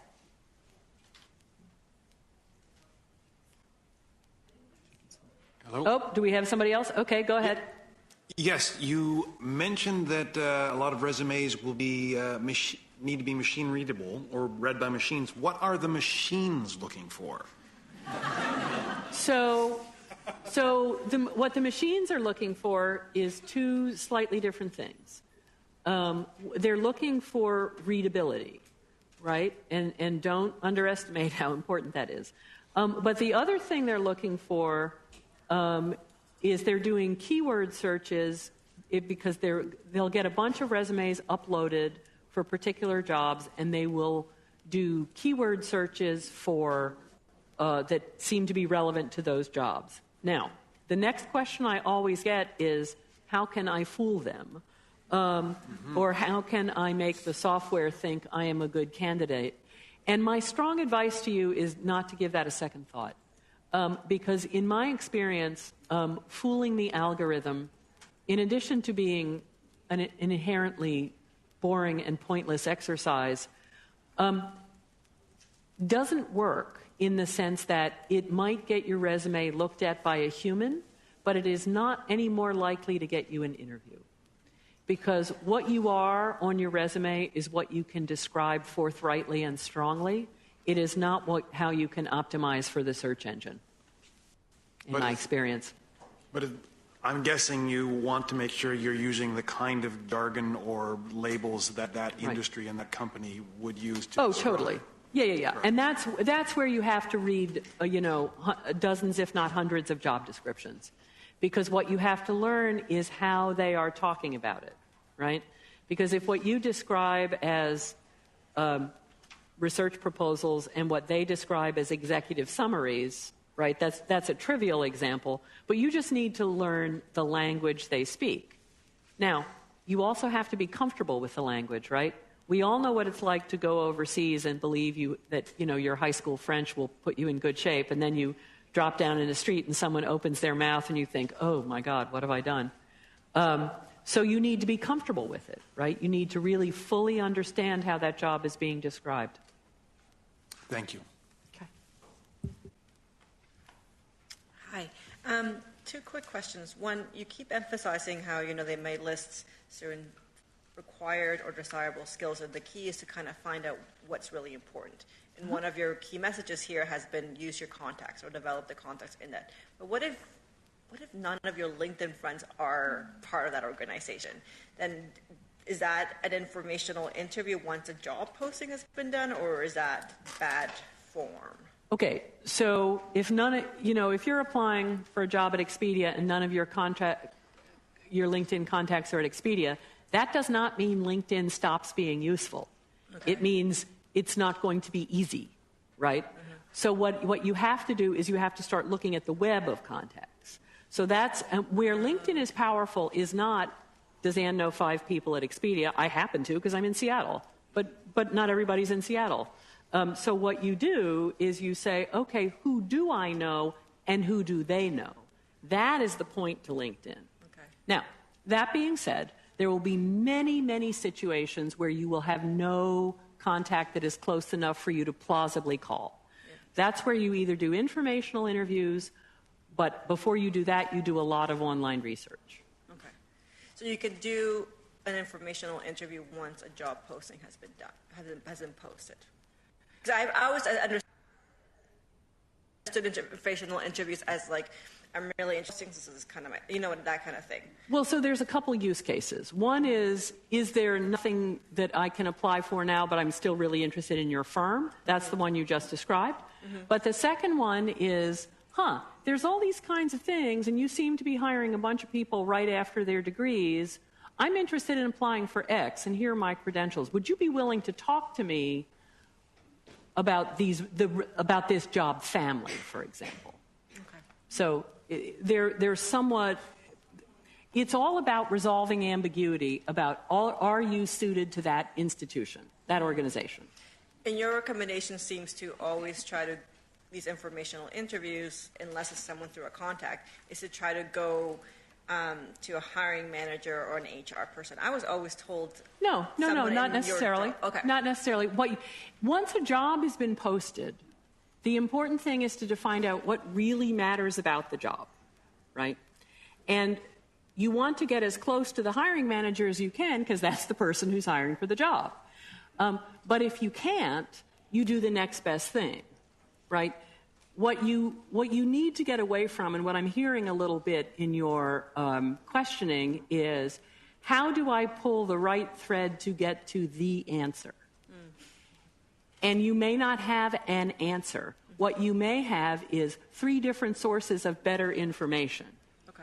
Because one of the things that is tough about the non-academic job search, as I said, is in academics you have a tiny number of jobs and you know exactly how to get there. But it's hard because there's a tiny number of jobs. In my world, there's lots and lots of jobs, but the path is very ambiguous. And you can end up at the same job having gotten the same job by several different ways. Okay. Which is, annoying. It's actually good, but it starts out being annoying. Okay. Thank you. Absolutely. Okay. Oh, okay. Hi there. This may be too deep of a rabbit hole to get into right now, right here, but I was wondering if you had any particular advice for starting a job search abroad, out of the country.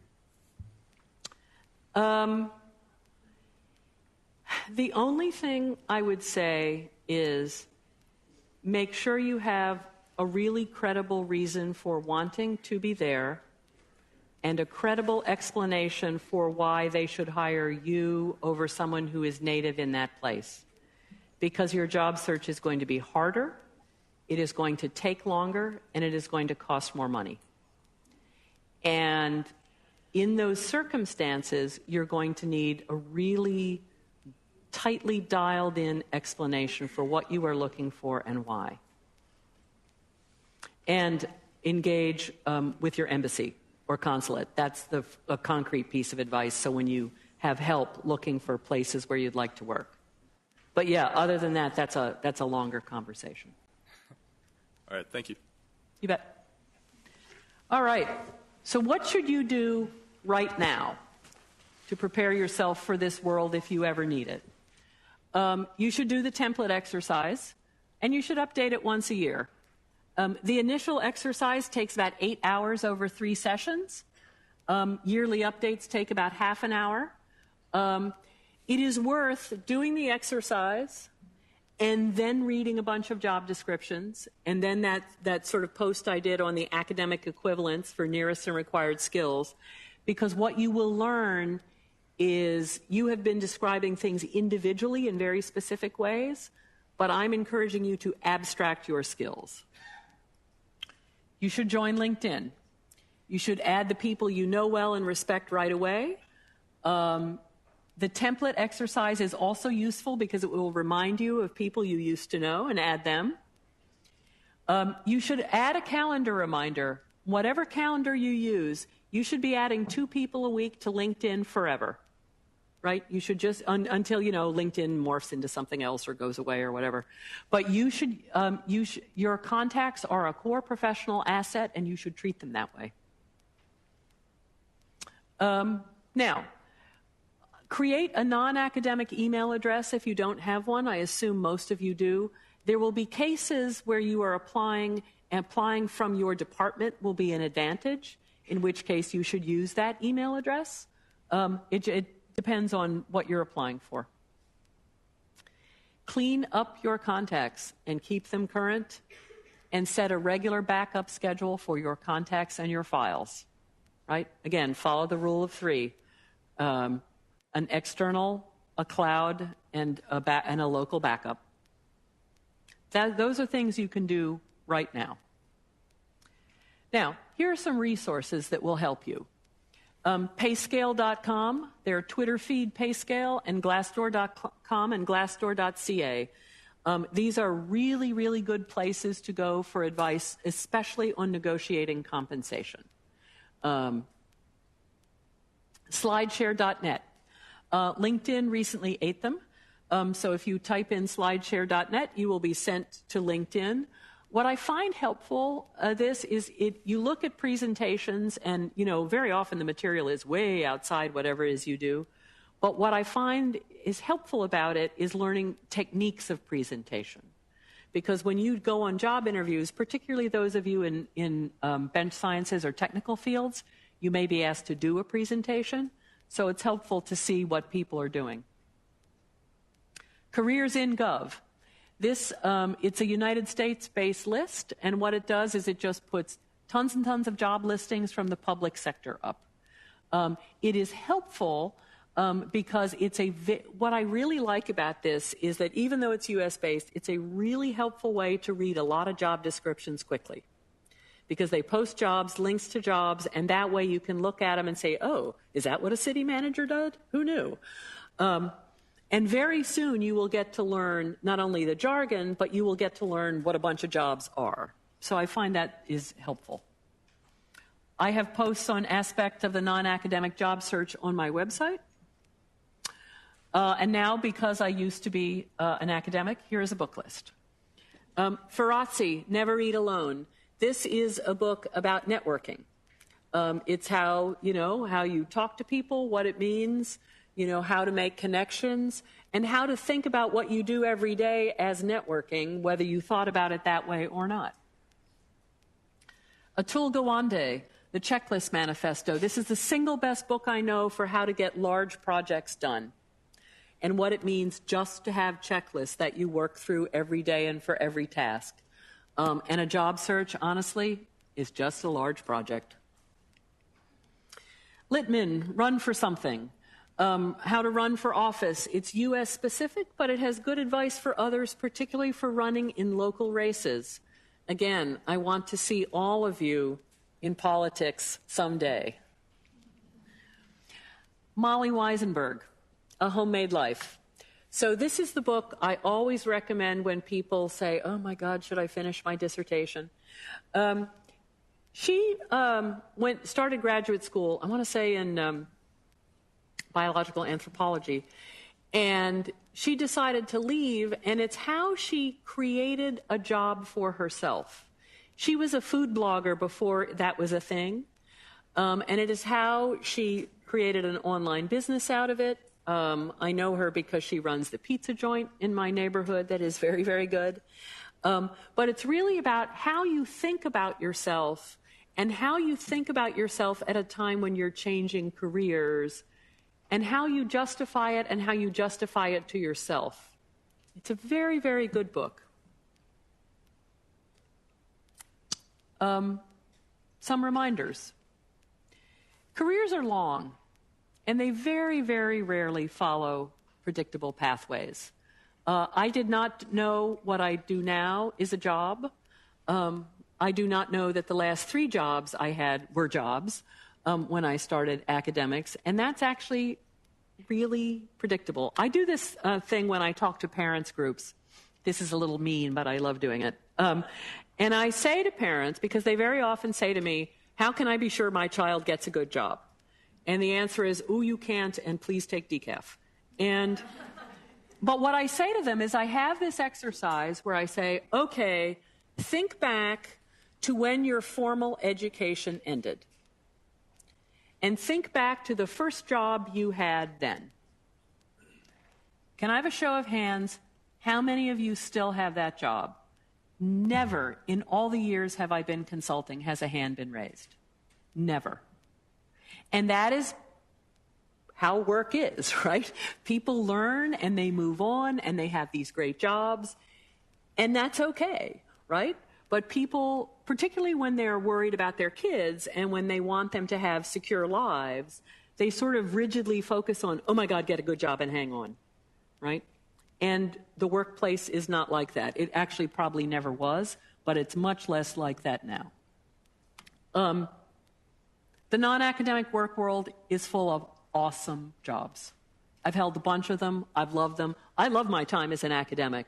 What I did not know is I would like what I do now as much as I do. And then finally, this thing. Things not invented now will create new jobs. So when I finally got around to writing my book, it was not the book on 17th and 18th century British satire that my supervisor confidently expected I would write and publish.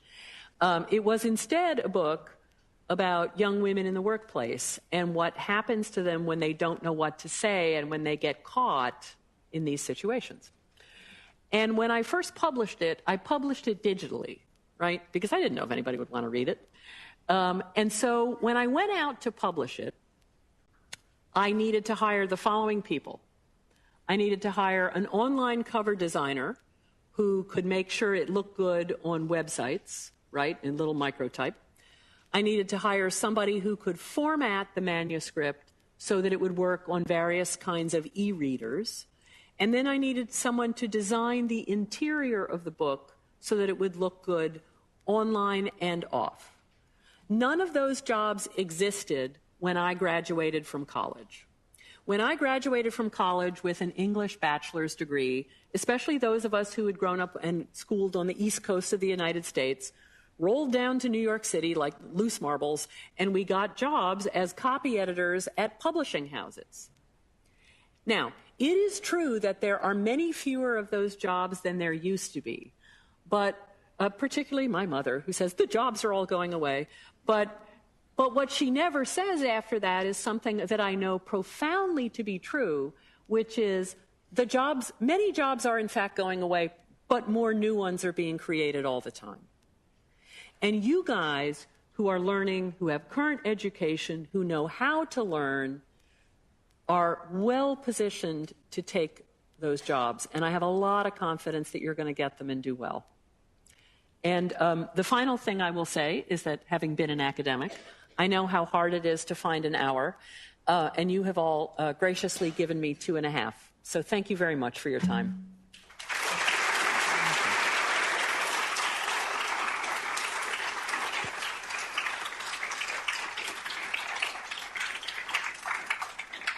And I'll hang here a little bit if you have follow-up questions. So. All right.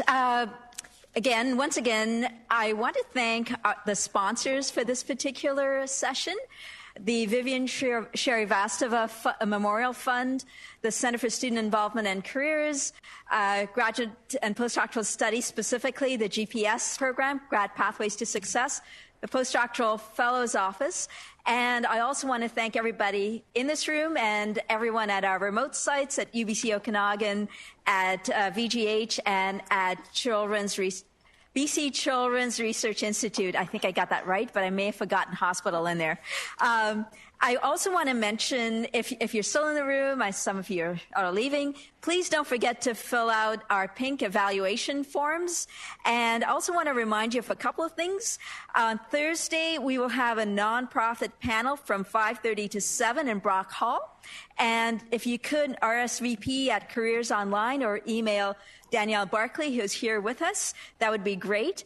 And for those of you who are hungry, those of you who have registered for the lunch sessions, the ones for faculty will be in LSI 1330. The one for grad students will be in LSI 1510.